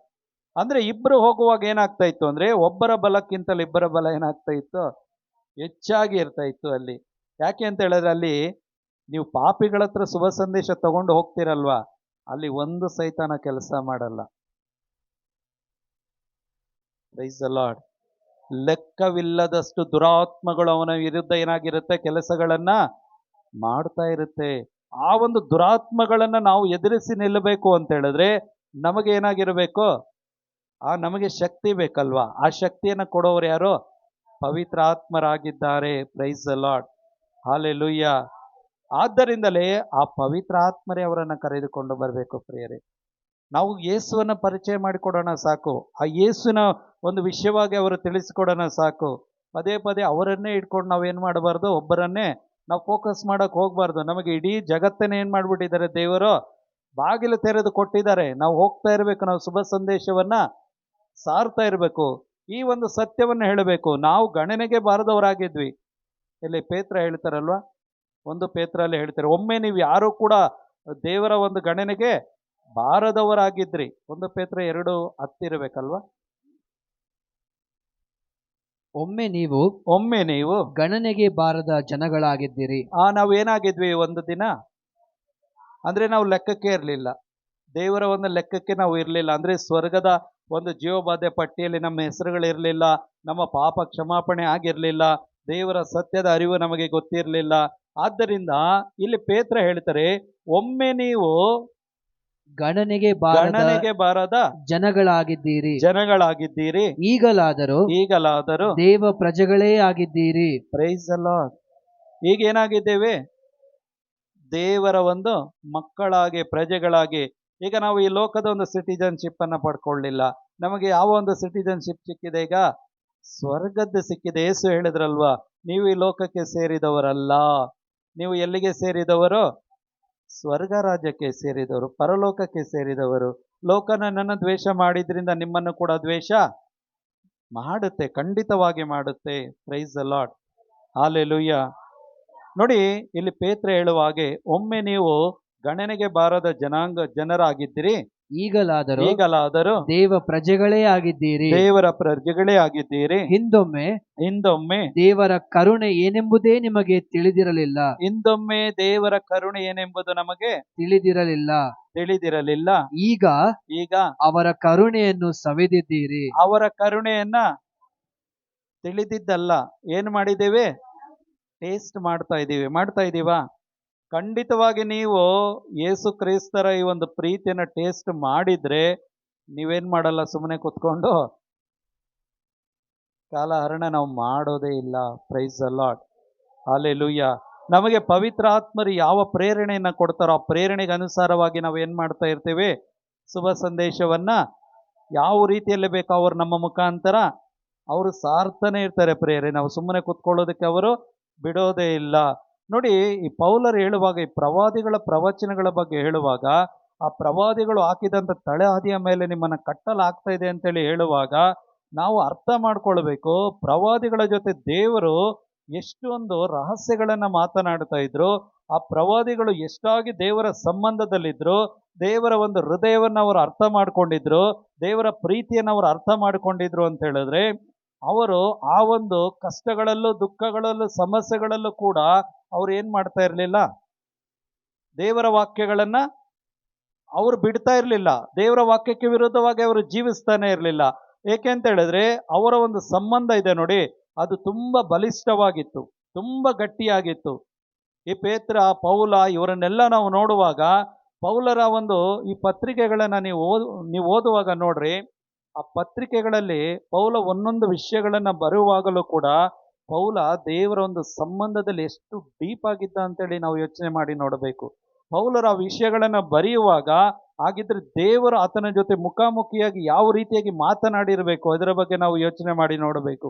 ಇವತ್ತು ಆ ಪೌಲರು ಒಂದೊಂದು ವಿಷಯಗಳನ್ನು ಹೇಳುವಾಗ ಎಲ್ಲೂ ಕೂಡ ಅವರು ಈ ಲೋಕದ ಬಗ್ಗೆ ಆಗಲಿ, ಶಾರೀರಿಕವಾದ ಒಂದು ವಿಷಯಗಳ ಬಗ್ಗೆ ಆಗಲಿ ಎಲ್ಲೂ ಕೂಡ ಅವರು ಪ್ರಸ್ತಾಪನೆ ಮಾಡಲಿಲ್ಲ. ಅವರು ಪ್ರತಿಯೊಂದು ವಿಷಯಗಳನ್ನ ಆತ್ಮಕ್ಕೆ ಸಂಬಂಧಪಟ್ಟಂತ ವಿಷಯಗಳನ್ನೇ ಬರೆದಿದ್ದಾರೆ. ಆತ್ಮ ರಕ್ಷಣೆ ವಿಷಯಗಳ ಬಗ್ಗೆ ಹೇಳಿದ್ದಾರೆ, ಸ್ವರ್ಗಲೋಕದ ವಿಷಯಗಳನ್ನೇ ಹೇಳಿದ್ದಾರೆ. ನೀವು ಒಂದೊಂದು ಪತ್ರಿಕೆಗಳನ್ನ ತೆಗೆದು ಓದಿ ನೋಡ್ರಿ, ಈ ರೋಮನರಿಗೆ ಬರೆದ ಪತ್ರಿಕೆಯಿಂದ ಇಬ್ರಿಯರಿಗೆ ಬರೆದ ಪತ್ರಿಕೆಯಲ್ಲಿ ಈ ಎಲ್ಲ ಪತ್ರಿಕೆಗಳು ಒಂದೇ ರೀತಿಯಾಗಿ ಇಲ್ಲ. ಒಂದೊಂದು ಪತ್ರಿಕೆಗಳು ಒಂದೊಂದು ವಿಷಯಗಳಿದೆ ನೋಡಿ, ಒಂದೊಂದು ಪತ್ರಿಕೆಗಳಲ್ಲೂ ಕೂಡ ಒಂದೊಂದು ಇಂಪಾರ್ಟೆನ್ಸ್ ಅನ್ನು ಅವ್ರು ಹೇಳಿದ್ದಾರೆ. ಹಾಗಿದ್ರೆ ನಾವು ಈ ಪ್ರವಾದಿಗಳು ಪ್ರೇಷಿತರ ವಿಷಯಗಳನ್ನ ನಾವು ಚೆನ್ನಾಗಿ ನಾವು ಅರ್ಥ ಮಾಡ್ಕೊಳ್ಬೇಕು. ಅದಕ್ಕೆ ಇಲ್ಲಿ ಪೌಲ ಹೇಳ್ತಾ ಇರೋದು, ನಿಮ್ಮನ್ನ ಕೇವಲ ಪ್ರೇಷಿತರ ಹಾಕಿದ ತಳಹದಿ ಮೇಲೆ ಕಟ್ತಾ ಇಲ್ಲ. ಯಾರ ತಳಹದಿ ಮೇಲೆ ಕಟ್ತಾ ಇದ್ದಾರೆ? ಪ್ರವಾದಿಗಳು ನಂತರ ಪ್ರೇಷಿತರು. Price the lord. ಪ್ರವಾದಿಗಳು ನಂತರ ಪ್ರೇಷಿತರು, ಈ ಇಬ್ಬರು ಹಾಕಿದ ತಳಹದಿಯ ಮೇಲೆ ನಮ್ಮನ್ನ ಏನು ಮಾಡಲಾಗ್ತಾ ಇದೆ? ಕಟ್ಟಲಾಗ್ತಾ ಇದೆ. ಅಂದ್ರೆ ಅರ್ಥ, ಪ್ರವಾದನೆ ಮಾಡಿದಂಥ ಪ್ರವಾದನೆಗಳು ಪ್ರೇಷಿತರ ಒಂದು ಸಮಯದಲ್ಲಿ ಏನಾಯಿತು? ಸಂಪೂರ್ಣವಾಗಿ ಅದು ಪರಿಪೂರ್ಣವಾಗಿ ನೆರವೇರಿತು. ಈಗ ಈ ಪ್ರವಾದನೆ ಮತ್ತು ಈ ಪ್ರವಾದನೆ ನೆರವೇರಿದಂಥ ಈ ಎರಡೂ ವಾಕ್ಯಗಳು ನನ್ನಲ್ಲಿದ್ದಾಗ ಮಾತ್ರ ನಾನು ಯಾರ ಜೊತೆಯಲ್ಲಿ ನಡೆಯೋದಕ್ಕೆ ಸಾಧ್ಯವಾಗ್ತದೆ? ಯೇಸುವಿನ ಜೊತೆಯಲ್ಲಿ ನಡೆಯೋದಕ್ಕೆ ಸಾಧ್ಯವಾಗ್ತದೆ. ಹಾಗಿದ್ರೆ ಇದು ಎರಡನ್ನ ಅರ್ಥ ಮಾಡಿಸೋರು ಯಾರು ನಮಗೆ? ಪವಿತ್ರ ಆತ್ಮರೇ ಆಗಿದ್ದಾರೆ ಪ್ರಿಯರೇ. Price the lord. ಹಾಲೆಲೂಯಾ. ಅದಕ್ಕೆ ಯಾಕೋಬ ಹೇಳ್ತಾರೆ, ಈ ಒಂದು ಸತ್ಯಗಳು ನಮಗೆ ಅರ್ಥ ಆಗಬೇಕು ಅಂತ ಹೇಳಿದ್ರೆ ದೈವಿಕ ಜ್ಞಾನ ಬೇಕು ನಮಗೆ. ಈಗ ಆ ಒಂದು ದೈವಿಕ ಜ್ಞಾನ ಎಲ್ಲಿ ಸಿಗುತ್ತೆ? ಈ ಲೋಕದಲ್ಲಿ ಸಿಗುತ್ತೆ? ಯಾವುದಾದ್ರೂ ಪುಸ್ತಕಗಳಲ್ಲಿ ಈ ನಾಲೆಜ್ ಎಲ್ಲಾದ್ರೂ ಸಿಗುತ್ತಾ? ಅದಕ್ಕೆ ಯಾಕೋಬ ಹೇಳಿದ್ದು, ಈ ನಾಲೆಜ್ ನಿಮ್ಗೆ ಬೇಕಂದ್ರೆ ಇದನ್ನ ಬರೆಸಿದವ್ರ ಹತ್ರನೇ ಕೇಳಬೇಕು ನೀವು. Price the lord. ಇದನ್ನ ಬರೆಸಿದವ್ರ ಬಗ್ಗೆನೆ ಅವ್ರ ಹತ್ರನೇ ಕೇಳಬೇಕು. ಯಾಕೋಬ 1:5 ಹೇಳ್ತಾರಲ್ವಾ, ನಿಮ್ಮಲ್ಲಿ ಯಾರಿಗಾದರೂ ಜ್ಞಾನದ ಕೊರತೆ ಇದ್ದರೆ ಅಂಥವನು ದೇವರಲ್ಲಿ ಬೇಡಿಕೊಳ್ಳಲಿ. ಅಂಥವನು ದೇವರಲ್ಲಿ ಯಾವುದಕ್ಕಾಗಿ ಬೇಡಿಕೊಳ್ಳಬೇಕಂತೆ? ಜ್ಞಾನ. ಯಾವ ಜ್ಞಾನಕ್ಕಾಗಿ? ಶುಭ ಸಂದೇಶದ ನಿಜವಾದ ಸತ್ಯಾರ್ಥಗಳು, ಗೂಢಾರ್ಥಗಳು ನಮಗೆ ಅರ್ಥ ಆಗಬೇಕು ಅಂತ ಹೇಳಿದ್ರೆ ಈ ಒಂದು ಜ್ಞಾನಕ್ಕಾಗಿ ನಾವು ಬೇಡಿಕೊಳ್ಳಬೇಕು. ನೀವು ಎಲ್ಲೇ ಹೋಗಿ ಜ್ಞಾನ ಕೂಡ ಯಾರು ಕೊಡ್ತಾರೆ ಅಂತ ಹೇಳಿದ್ರೆ ಇದು ಪವಿತ್ರ ಆತ್ಮರ ಮುಖಾಂತರ ನಮಗೆ ಸಿಗುವಂಥದ್ದು. Praise the Lord. ಈಗ ಯಾರಿಗಾದರೂ ಜ್ಞಾನದ ಕೊರತೆ ಇದ್ದರೆ ಅವರು ದೇವರ ಬಳಿಯಲ್ಲಿ ಪ್ರಾರ್ಥಿಸಲಿ. ಯಾರನ್ನೂ ತಿರಸ್ಕರಿಸದೆ ಎಲ್ಲರಿಗೂ ಯಥೇಚ್ಛವಾಗಿ ನೀಡುವ ದೇವರು ಅವನಿಗೆ ಜ್ಞಾನವನ್ನು ದಯಪಾಲಿಸುತ್ತಾರೆ. ಹಾಗಿದ್ರೆ ಇಲ್ಲಿ ಯಹೂದಿಗಳು ಇಲ್ಲ, ಅನ್ಯ ಧರ್ಮೀಯರು ಇಲ್ಲ, ಗಂಡಸರು ಹೆಂಗಸರು ಮಕ್ಕಳು ಅನ್ನೋದು ಯಾರೂ ಇಲ್ಲ. ಯಾರೆಲ್ಲ ಈ ಸತ್ಯವನ್ನು ಅರಿತುಕೊಂಡು ವಿಶ್ವಾಸದಿಂದ ಕೇಳ್ತಾರೋ ಅವರೆಲ್ಲರಿಗೂ ಕೂಡ ಏನಿದೆ ಅಂತ ಈ ಒಂದು ದೈವಿಕ ಜ್ಞಾನ ಇದೆ. ಆದ್ರೆ ಈ ವಾಕ್ಯಗಳನ್ನ ನಾವು ಯಾವುದಕ್ಕೆ ಯೂಸ್ ಮಾಡ್ತೀವಿ? ಅಲ್ಲ, ನಾನು ಮಾಡಿದ್ದೀನಿ, ನೀವು ಮಾಡಿದ್ರಿಲ್ವೋ ನನಗೆ ಗೊತ್ತಿಲ್ಲ. Price the lord. ಈ ಲೋಕದ ಒಂದು ಕೆಲಸ ಕಾರ್ಯಗಳಿಗಾಗಿ ವಿಶೇಷವಾಗಿ ಮಕ್ಕಳು, ಈ ಸ್ಕೂಲ್ ಮಕ್ಕಳು ಎಕ್ಸಾಮ್ಗಳು ಬಂದಾಗ ನಾವು ಹೇಳ್ಕೊಡ್ತೀವಿ, ಈ ವಾಕ್ಯ ತೋರಿಸಿ ಏನು ಹೇಳ್ಕೊಡ್ತೀವಿ? ನಿನಗೆ ಜ್ಞಾನ ಬೇಕು ಅಂದರೆ ಪ್ರೈಸ್ ದ ಲಾರ್ಡ್. ಇದು ಸರಿನಾ ನಾವು ಹೇಳ್ಕೊಡೋದು? ಇಲ್ಲ, ರಾಂಗ್. ಯಾಕೆ ಅಂತ ಹೇಳಿದ್ರೆ ನೋಡಿ, ಒಂದು ಜ್ಞಾನವನ್ನು ನನಗೆ ಬೇಕು, ಒಂದು ವಿಷಯದ ಬಗ್ಗೆ ಒಂದು ತಿಳುವಳಿಕೆ ನನಗಿರಬೇಕು ಅಂತ ಹೇಳಿದ್ರೆ ಅದು ಒಂದು ದಿನ, 2 ದಿನ, 3 ದಿನದಲ್ಲಿ ಅದು ಸಿಕ್ಕುವಂಥದ್ದಲ್ಲ. ಅದಕ್ಕೆ ಬೇಕಾದಂತಹ ದಿನಗಳನ್ನು ನಾವು ಟೈಮನ್ನು ಕೊಡಬೇಕು. ಅದಕ್ಕಾಗಿ ನಾವು ಟೈಮ್ ಸ್ಪೆಂಡ್ ಮಾಡಬೇಕು. ಯಾಕೆ ನೋಡಿ, ಕೀರ್ತನೆಗಾರ ದಾವೀದರಸ ಯಾಕೆ ಹೇಳಿದ್ದು ಅಂದರೆ, ಹಗಲಿರುಳೆನ್ನದೆ ಧರ್ಮಶಾಸ್ತ್ರದಲ್ಲಿ ತಲ್ಲೀನನಾಗಿರುವವನಾರೋ ಅವನೇ ಧನ್ಯನು ಅಂತೇಳಿ ಹೇಳಿದ್ರೆ 1-3 ಕೀರ್ತನೆಗಳಲ್ಲಿ. ಯಾಕೆ ಹಗಲಿರುಳು ಹೇಳಿದ್ದವರು? ಬೆಳಿಗ್ಗೆ 1 ಗಂಟೆ, ಸಂಜೆ 1 ಗಂಟೆ ಮಾಡಿ ಅಂತೇಳಿ ಹೇಳ್ಬೋದಾಗಿತ್ತಲ್ವಾ? Price the lord. ನೋಡಿ, ಯಾರು ಈ ಒಂದು ವಾರಸುದಾರಿಕೆಗೆ ಬಂದಿದ್ದಾರೋ, ಯಾರು ಈ ಒಂದು ಅಬ್ರಹಾಮನ ಒಂದು ಎಲ್ಲ ಹಕ್ಕು ಬಾಧ್ಯತೆಗಳಿಗೆ ಭಾಗಿಗಳಾಗಿದ್ದಾರೋ, ಯಾರು ಆ ಪರಲೋಕದ ಒಂದು ನಿತ್ಯವಾದ ನೆಲೆಗೆ ಆಯ್ಕೆಯಾಗಿದ್ದಾರೋ, ಇಂಥವರು ಪ್ರತಿನಿತ್ಯವೂ ಹಗಲು ರಾತ್ರಿ ಎನ್ನದೆ ದೇವರ ವಾಕ್ಯಗಳನ್ನು ಧ್ಯಾನ ಮಾಡ್ತಾ ಇರ್ತಾನೋ ಅಂಥವನು ಮಾತ್ರ ಈ ಜ್ಞಾನದಲ್ಲಿ ಪ್ರತಿನಿತ್ಯವೂ ಏನು ಮಾಡಲಾಗ್ತದೆ, ಅವನು ತುಂಬಲ್ಪಡ್ತಾನೆ. Price the Lord. ಆ ದೈವಿಕ ಜ್ಞಾನಕ್ಕಾಗಿ ನಾವು ಕೇಳ್ತಾ ಇದ್ದೇವ್ರೆ, ದೈವಿಕ ಜ್ಞಾನದಿಂದ ತುಂಬಿ ತುಂಬಿ ತುಂಬಿ ತುಂಬಿ. ಈ ರೀತಿಯಾಗಿ ಸಿಗಲ್ಲ ಪ್ರಿಯರೇ ದೇವರ ಜ್ಞಾನ. ದೇವರ ಜ್ಞಾನ ಸಿಗೋದು ನೀವು ಹಗಲು ರಾತ್ರಿ ಏನು ಮಾಡಬೇಕು, ದೇವರ ವಾಕ್ಯಗಳನ್ನು ಧ್ಯಾನಿಸಬೇಕು. ಆ ವಾಕ್ಯಗಳನ್ನು ಓದಬೇಕು. ಧ್ಯಾನಿಸುವಾಗಲೇ ನಮಗೆ ಗೊತ್ತಾಗುತ್ತೆ ನಾನು ಯಾವ ಸ್ಟೇಜಲ್ಲಿದ್ದೆ, ದೇವರನ್ನ ನಾನು ಯಾವ ಸ್ಟೇಜಲ್ಲಿ ತಂದು ನಿಲ್ಲಿಸಿದ್ದಾರೆ. ಈ ಒಂದು ಡಿಫ್ರೆನ್ಸ್ಗಳು ನನಗೆ ಗೊತ್ತಾದಾಗ ಮಾತ್ರ ನಾನೇನು ಮಾಡೋದಕ್ಕಾಗುತ್ತೆ, ದೇವರನ್ನ ಪೂರ್ಣ ಹೃದಯದಿಂದಲೋ, ಪೂರ್ಣ ಆತ್ಮದಿಂದಲೋ, ಪೂರ್ಣ ಪ್ರಾಣದಿಂದಲೋ ಆ ದೇವರನ್ನು ನಾನು ಆರಾಧನೆ ಮಾಡೋಕ್ಕಾಗತ್ತೆ. ರೋಮ 12:1 ಹೇಳಿದ ಹಾಗೆ ನನ್ನನ್ನೇ ಮೀಸಲಾದ ಬಲಿಯಾಗಿ ಸಮರ್ಪಣೆ ಮಾಡಿ ಕೊಡೋದಕ್ಕೂ ಕೂಡ ಆಗತ್ತೆ. ಇಲ್ಲದಿದ್ರೆ ಆಗೋದಿಲ್ಲ. Price the lord. Hallelujah, hallelujah. ಅದನ್ನು ನಾವು ಕಂಟಿನ್ಯೂ ಮಾಡೋಣ. ಅದು ಇದೇಳಿ ಓದ್ಬಿಡಿ. ಅದು 1 ಪೇತ್ರ 2:10. ಕೊನೆ ವಾಕ್ಯ, ಅವರ ಕರುಣೆಯನ್ನ ನೀವು ಸವಿದಿದ್ದೀರಿ. Price the Lord. ಈಗ ನೋಡಿ, ಎಲ್ಲಾದ್ರೂ ಒಂದು ನಿಮಗೆ ತುಂಬಾ ಇಷ್ಟವಾದಂಥ ಒಂದು ಸ್ವೀಟ್ ಇದೆ ಅಂತ ಹೇಳ್ಕೊಳ್ಳಿ. ಆ ಸ್ವೀಟ್ ಇಷ್ಟ ಆದರೆ ನೀವು ಎಲ್ಲಾದ್ರೂ ಹೋಗುವಾಗ ಬರುವಾಗ ಏನು ಮಾಡ್ತೀರಾ? ಆ ಸ್ವೀಟನ್ನು ಸಿಕ್ಕಿದಾಗ ಎಲ್ಲ ಅಟ್ಲೀಸ್ಟ್ ಒಂದು ಪೀಸಾದ್ರೂ ತೊಗೊಂಡು ನಾವು ಏನು ಮಾಡ್ತೀವಿ, ಟೇಸ್ಟ್ ಮಾಡ್ತೀವಿ. ಯಾಕೆಂದರೆ ಆ ಟೇಸ್ಟ್ ಏನಾಗಿದೆ ನಮ್ಮ ನಾಲಿಗೆಯಲ್ಲಿ. ತಿಂದು ನೀವು 1 ತಿಂಗಳಾದ ಮೇಲೆ ಹೇಳಿ. ನೆನ್ನೆ ಒಂದು ಫಂಕ್ಷನ್ಗೆ ಹೋಗಿದ್ದೆ. ಆ ಫಂಕ್ಷನಲ್ಲಿ ಹೇಳ್ತಾ ಇದ್ರು ನನ್ನ ಪಕ್ಕದಲ್ಲಿ ಊಟ ಮಾಡೋರು, ಈ ಒಂದು ಟೇಸ್ಟು ಯಾವಾಗಲೂ ನನಗೆ ಬಾಯಲ್ಲೇ ಇರುತ್ತೆ ಅಂತೇಳಿ ಹೇಳ್ತಾ ಇದ್ರು. Price the Lord. ಹಾಗಿದ್ರೆ ಅಲ್ಲಿಲ್ಲ, ಒಳಗಡೆ ಆ ಊಟ ಇಲ್ಲ. ಆದರೆ ಅವನ ಮೈಂಡ್ ಏನನ್ನ ಕ್ಯಾಚ್ ಮಾಡಿ ಇಟ್ಕೊಂಡಿದೆ, ಆ ಟೇಸ್ಟನ್ನು ಕ್ಯಾಚ್ ಮಾಡಿ ಅವನ ಮೈಂಡಲ್ಲಿ ಇಟ್ಕೊಂಡಿದ್ದಾನೆ. ಆದ್ದರಿಂದಲೇ ಅದನ್ನು ಹೇಳೋದಕ್ಕಾಗ್ತಾ ಇದೆ. ಹೌದಲ್ವಾ? ನಾವು ಕೂಡ ಈ ಒಂದು ದೇವರ ಕರುಣೆ, ಆ ಪ್ರೀತಿಯನ್ನ ನಾವು ಯಾವಾಗ ಅನುಭವಿಸ್ತೀವಿ ಪ್ರಿಯರೇ, ಅದನ್ನ ನಾವು ಟೇಸ್ಟ್ ಮಾಡಿದಾಗ ಮಾತ್ರ ನಾವು ಏನು ಮಾಡೋಕ್ಕಾಗುತ್ತೆ, ಅದನ್ನು ಇಟ್ಕೊಳ್ಳೋಕ್ಕೆ ಸಾಧ್ಯವಾಗುತ್ತೆ. ನೋಡಿ, ಒಟ್ಟಾರೆ ಎಲ್ಲ ಕಾರ್ಯಗಳಾಗಬೇಕು ಅಂದರೆ ನಮ್ಮ ಜೊತೆಯಲ್ಲಿ ಯಾರಿರಬೇಕು? ಪವಿತ್ರ ಆತ್ಮರು ನಮ್ಮಲ್ಲಿ ಕಾರ್ಯವನ್ನ ಮಾಡಬೇಕು. ಹಾಗಿದ್ರೆ ಈ ಪವಿತ್ರ ಆತ್ಮರು ನನ್ನಲ್ಲಿ ಕಾರ್ಯ ಮಾಡಬೇಕು ಅಂತ ಹೇಳಿದ್ರೆ ಚಿಕ್ಕ ಚಿಕ್ಕದ್ರಲ್ಲಿ ನಾನೇನಾಗಿರಬೇಕು? Praise the Lord. ನಾವು ದೊಡ್ಡ ದೊಡ್ಡದ್ರಲ್ಲೇ ಮಾಡಕ್ಕೆ ಹೋಗಿದ್ದೀವಿ, ಅನೇಕರು ಮಾಡ್ತಾ ಇದ್ದೀವಿ. ಆದರೆ ಚಿಕ್ಕ ಚಿಕ್ಕದ್ರಲ್ಲಿ ನಾವು ಏನು ಮಾಡ್ತಾ ಇದ್ದೀವಿ? ಚಿಕ್ಕ ಚಿಕ್ಕದ್ರಲ್ಲಿ ಇವತ್ತು ನಾವು ಎಡುತ್ತಾ ಇದ್ದೀವಿ. ಚಿಕ್ಕ ಚಿಕ್ಕದು ಅಂತ ಹೇಳಿದ್ರೆ ಬೆಳಿಗ್ಗೆ ಎದ್ದಾಗಿನಿಂದ ಮಲಗುವವರೆಗೆ ನಮ್ಮ ಮನೆಯಲ್ಲೇ ನಮಗೆ ನಮ್ಮ ಪರ್ಸನಲ್ ಕೆಲಸಗಳಲ್ಲಿ ಇವತ್ತು ಎಷ್ಟೋ ವಿಷಯಗಳು ನಮಗೆ ಸಿಗುತ್ತಾ? ಅಟ್ಲೀಸ್ಟ್ ಒಂದು ಸುಳ್ಳು ಸಿಗಲ್ವಾ? ಒಂದು ಕೋಪ ಸಿಗಲ್ವಾ? Price the lord. ನೋಡಿ, ಈ ಒಂದು ಚಿಕ್ಕ ಚಿಕ್ಕದ್ರಲ್ಲಿ ನಾವು ಪ್ರಾಮಾಣಿಕರಾಗಿರಬೇಕು. ಈ ಚಿಕ್ಕ ಚಿಕ್ಕದ್ರಲ್ಲಿ ಪ್ರಾಮಾಣಿಕರಾಗಿರುವಾಗ ಖಂಡಿತವಾಗಿ ನಾವು ಏನಾಗ್ತೀವಿ ಅಂತ ಹೇಳಿದ್ರೆ, ಈ ಪ್ರವಾದಿಗಳ ಪ್ರವಚನಗಳು, ಪ್ರೇಷಿತರ ಈ ಶುಭ ಸಂದೇಶದ ಸಂದೇಶಗಳು, ಇವೆಲ್ಲವುಗಳು ಕೂಡ ನಮಗೆ ಏನಾಗುತ್ತೆ? ಅರ್ಥವಾಗ್ತಾ ಹೋಗ್ತಾನೆ ಇರುತ್ತೆ. ಇನ್ನೊಬ್ಬರಿಗೆ ನಾವು ಏನು ಮಾಡೋದಕ್ಕೆ ಸಾಧ್ಯವಾಗುತ್ತೆ? ಆ ವಾಕ್ಯಗಳನ್ನು ಈಗ ನಮಗೇ ಅದು ಗೊತ್ತಿಲ್ಲ, ನಮಗೇ ಆ ಟೇಸ್ಟ್ ಸಿಕ್ಕಿಲ್ಲ, ನಾವು ಇನ್ನೊಬ್ಬರಿಗೆ ಹೆಂಗೆ ಹೇಳೋಕ್ಕಾಗ ಸಾಧ್ಯ? ಇಲ್ಲಿ ಬಾ, ನಿನಗೆ ದೇವರ ವಾಕ್ಯಗಳಲ್ಲಿ ನಿನಗೇನಿದೆ? ಬಿಡುಗಡೆ ಇದೆ. Price the lord. ನಾನು ಪ್ರಾರ್ಥನೆಗೆ ಬಂದ ಆರಂಭದಲ್ಲಿ ತುಂಬ ವರ್ಷಗಳು ಈ ಒಂದು ಟೇಸ್ಟ್ ಇಲ್ದಿರ ಏನು ಮಾಡ್ತಾ ಇದ್ವಿ? ಕಾರಿತ್ತು, ದುಡ್ಡಿತ್ತು, ಪೆಟ್ರೋಲ್ ಇತ್ತು, ಡೀಸೆಲ್ ಇತ್ತು, 2 ದಿನ 3 ದಿನ ಕರ್ಕೊಂಡು ಹೋಗ್ತಾ ಇದ್ವಿ, ಮತ್ತೆ ಕರ್ಕೊಂಬಂದು ಮನೇಲಿ ಬಿಡ್ತಾ ಇದ್ವಿ, ಮತ್ತೆ 3 ತಿಂಗಳಾದ್ಮೇಲೆ ಕರ್ಕೊಂಡು ಹೋಗ್ತಾ ಇದ್ವಿ, ಮತ್ತೆ ಕರ್ಕೊಂಬಂದು ಬಿಡ್ತಾ ಇದ್ವಿ. ಅಲ್ಲಿ ಬಂದಾಗ 3 ದಿನ ಸಂತರಾಗಿರ್ತಾ ಇದ್ರು, ಮತ್ತೆ ಇಲ್ಲಿ ಬಂದಾಗ ನಾರ್ಮಲ್ ಆಗೇ ಇರ್ತಾ ಇದ್ರು. ಆಗ ನಮ್ಗೆ ಅರ್ಥ ಆಗ್ತಾ ಇರಲಿಲ್ಲ ಯಾಕೆ ಹಿಂಗೆ ಆಗ್ತಾ ಇದೆ ಅಂತೇಳಿ. ಆದರೆ ಈ ಕೋವಿಡ್ ಎಲ್ಲ ಆದಮೇಲೆ, ಕೆಲವು ವರ್ಷಗಳಾದಮೇಲೆ ನಮಗೆ ಅರ್ಥ ಆಯಿತು, ಇಲ್ಲ, ಮೊದಲು ನಾನು ಅದನ್ನು ಅನುಭವಿಸಬೇಕು, ನಾನು ಸರಿಯಾಗಿ ತಿಳ್ಕೊಳ್ಬೇಕು. ಆಗಲೇ ನಾನು ಏನು ಮಾಡೋಕ್ಕಾಗುತ್ತೆ, ಇನ್ನೊಬ್ಬನನ್ನು ಯೇಸುವಿನ ಬಳಿಗೆ ಕರೆದುಕೊಂಡು ಬರೋದಕ್ಕೆ ಸಾಧ್ಯವಾಗುತ್ತೆ. Price the Lord, hallelujah. ಈ ಪೌಲರ ಜೀವನ ಚರಿತ್ರೆನ ನಾವು ಓದುವಾಗ ನಮ್ಮ ಈರ್ವರನ್ನ ಬೇರ್ಪಡಿಸಿದ್ದು ಹಾಗೆತನ, ಅಂದ್ರೆ ಕೆಟ್ಟದ್ದು, ಪಾಪಗಳು ಏನು ಮಾಡಿತ್ತು, ನಮ್ಮನ್ನ ದೇವರಿಂದ ದೂರ ಮಾಡಿತ್ತು. ಆದರೆ ಆ ಕ್ರಿಸ್ತ ಯೇಸು ಸಾರಲ್ಪಟ್ಟಂತ ಶುಭ ಸಂದೇಶದಲ್ಲಿ, ಆ ಶಾಂತಿಯ ಸಂದೇಶದಲ್ಲಿ ನೀವು ವಿಶ್ವಾಸ ಇಟ್ಟಿದ್ರಿಂದ ಈಗ ಆ ಉಭಯತ್ರರ ನಡುವೆ ಇದ್ದಂಥ ಹಾಗೆತನವನ್ನು ಏನು ಮಾಡಲಾಯಿತು, ತೆಗೆದು ಹಾಕಲಾಯಿತು. Price the Lord. ಈಗ ದೇವರು ತೆಗೆದು ಹಾಕಿದ್ರ, ಇಲ್ಲ ಪರಸ್ಪರ ಅವ್ರ ಒಳಗಡೆ ಇದ್ದಿದ್ದು ಅವರೇ ತೆಗೆದು ಹಾಕೊಂಡ್ರ?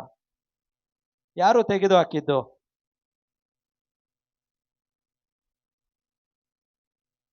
Price the lord.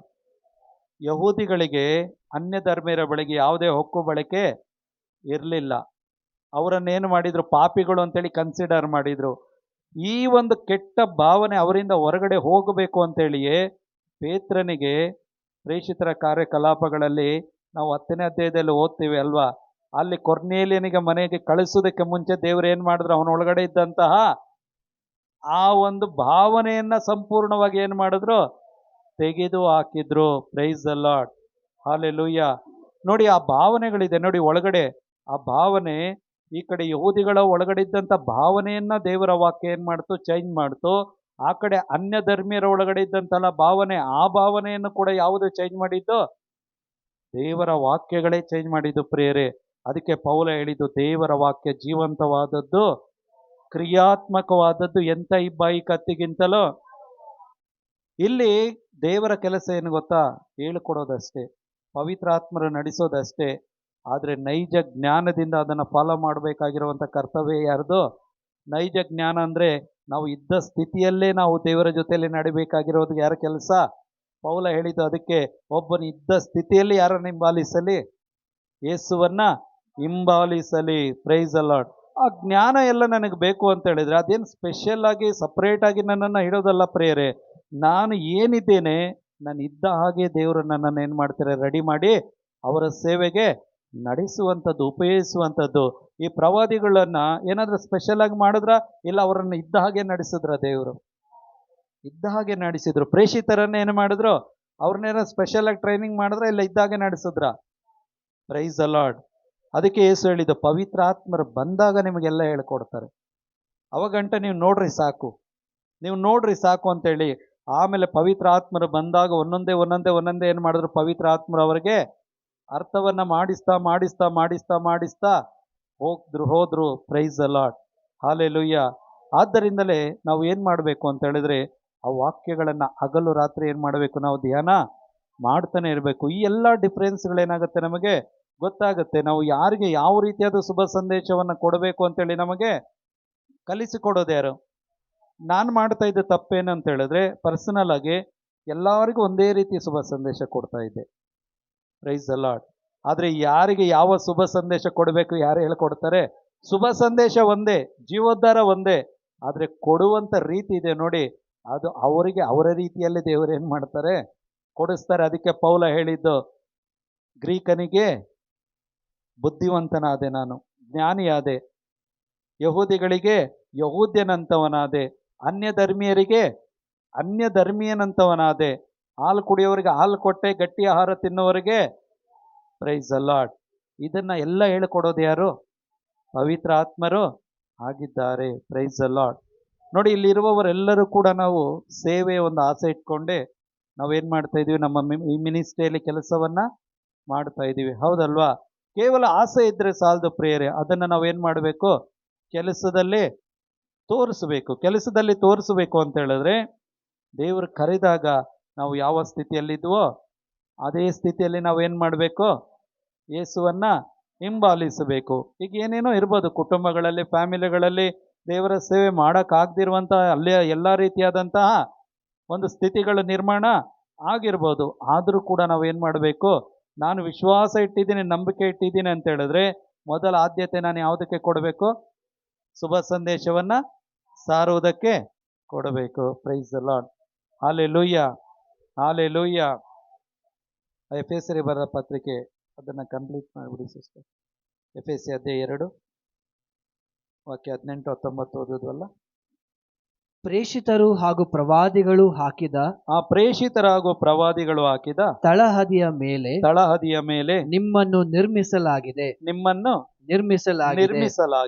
ಯೇಸು ಕ್ರಿಸ್ತರೇ ಈ ತಳಹದಿಯ ಮುಖ್ಯ ಮೂಲೆಗಲ್ಲು. ಯೇಸು ಕ್ರಿಸ್ತರೇ ತಳಹದಿಯ ಮುಖ್ಯ ಮೂಲೆಗಲ್ಲು.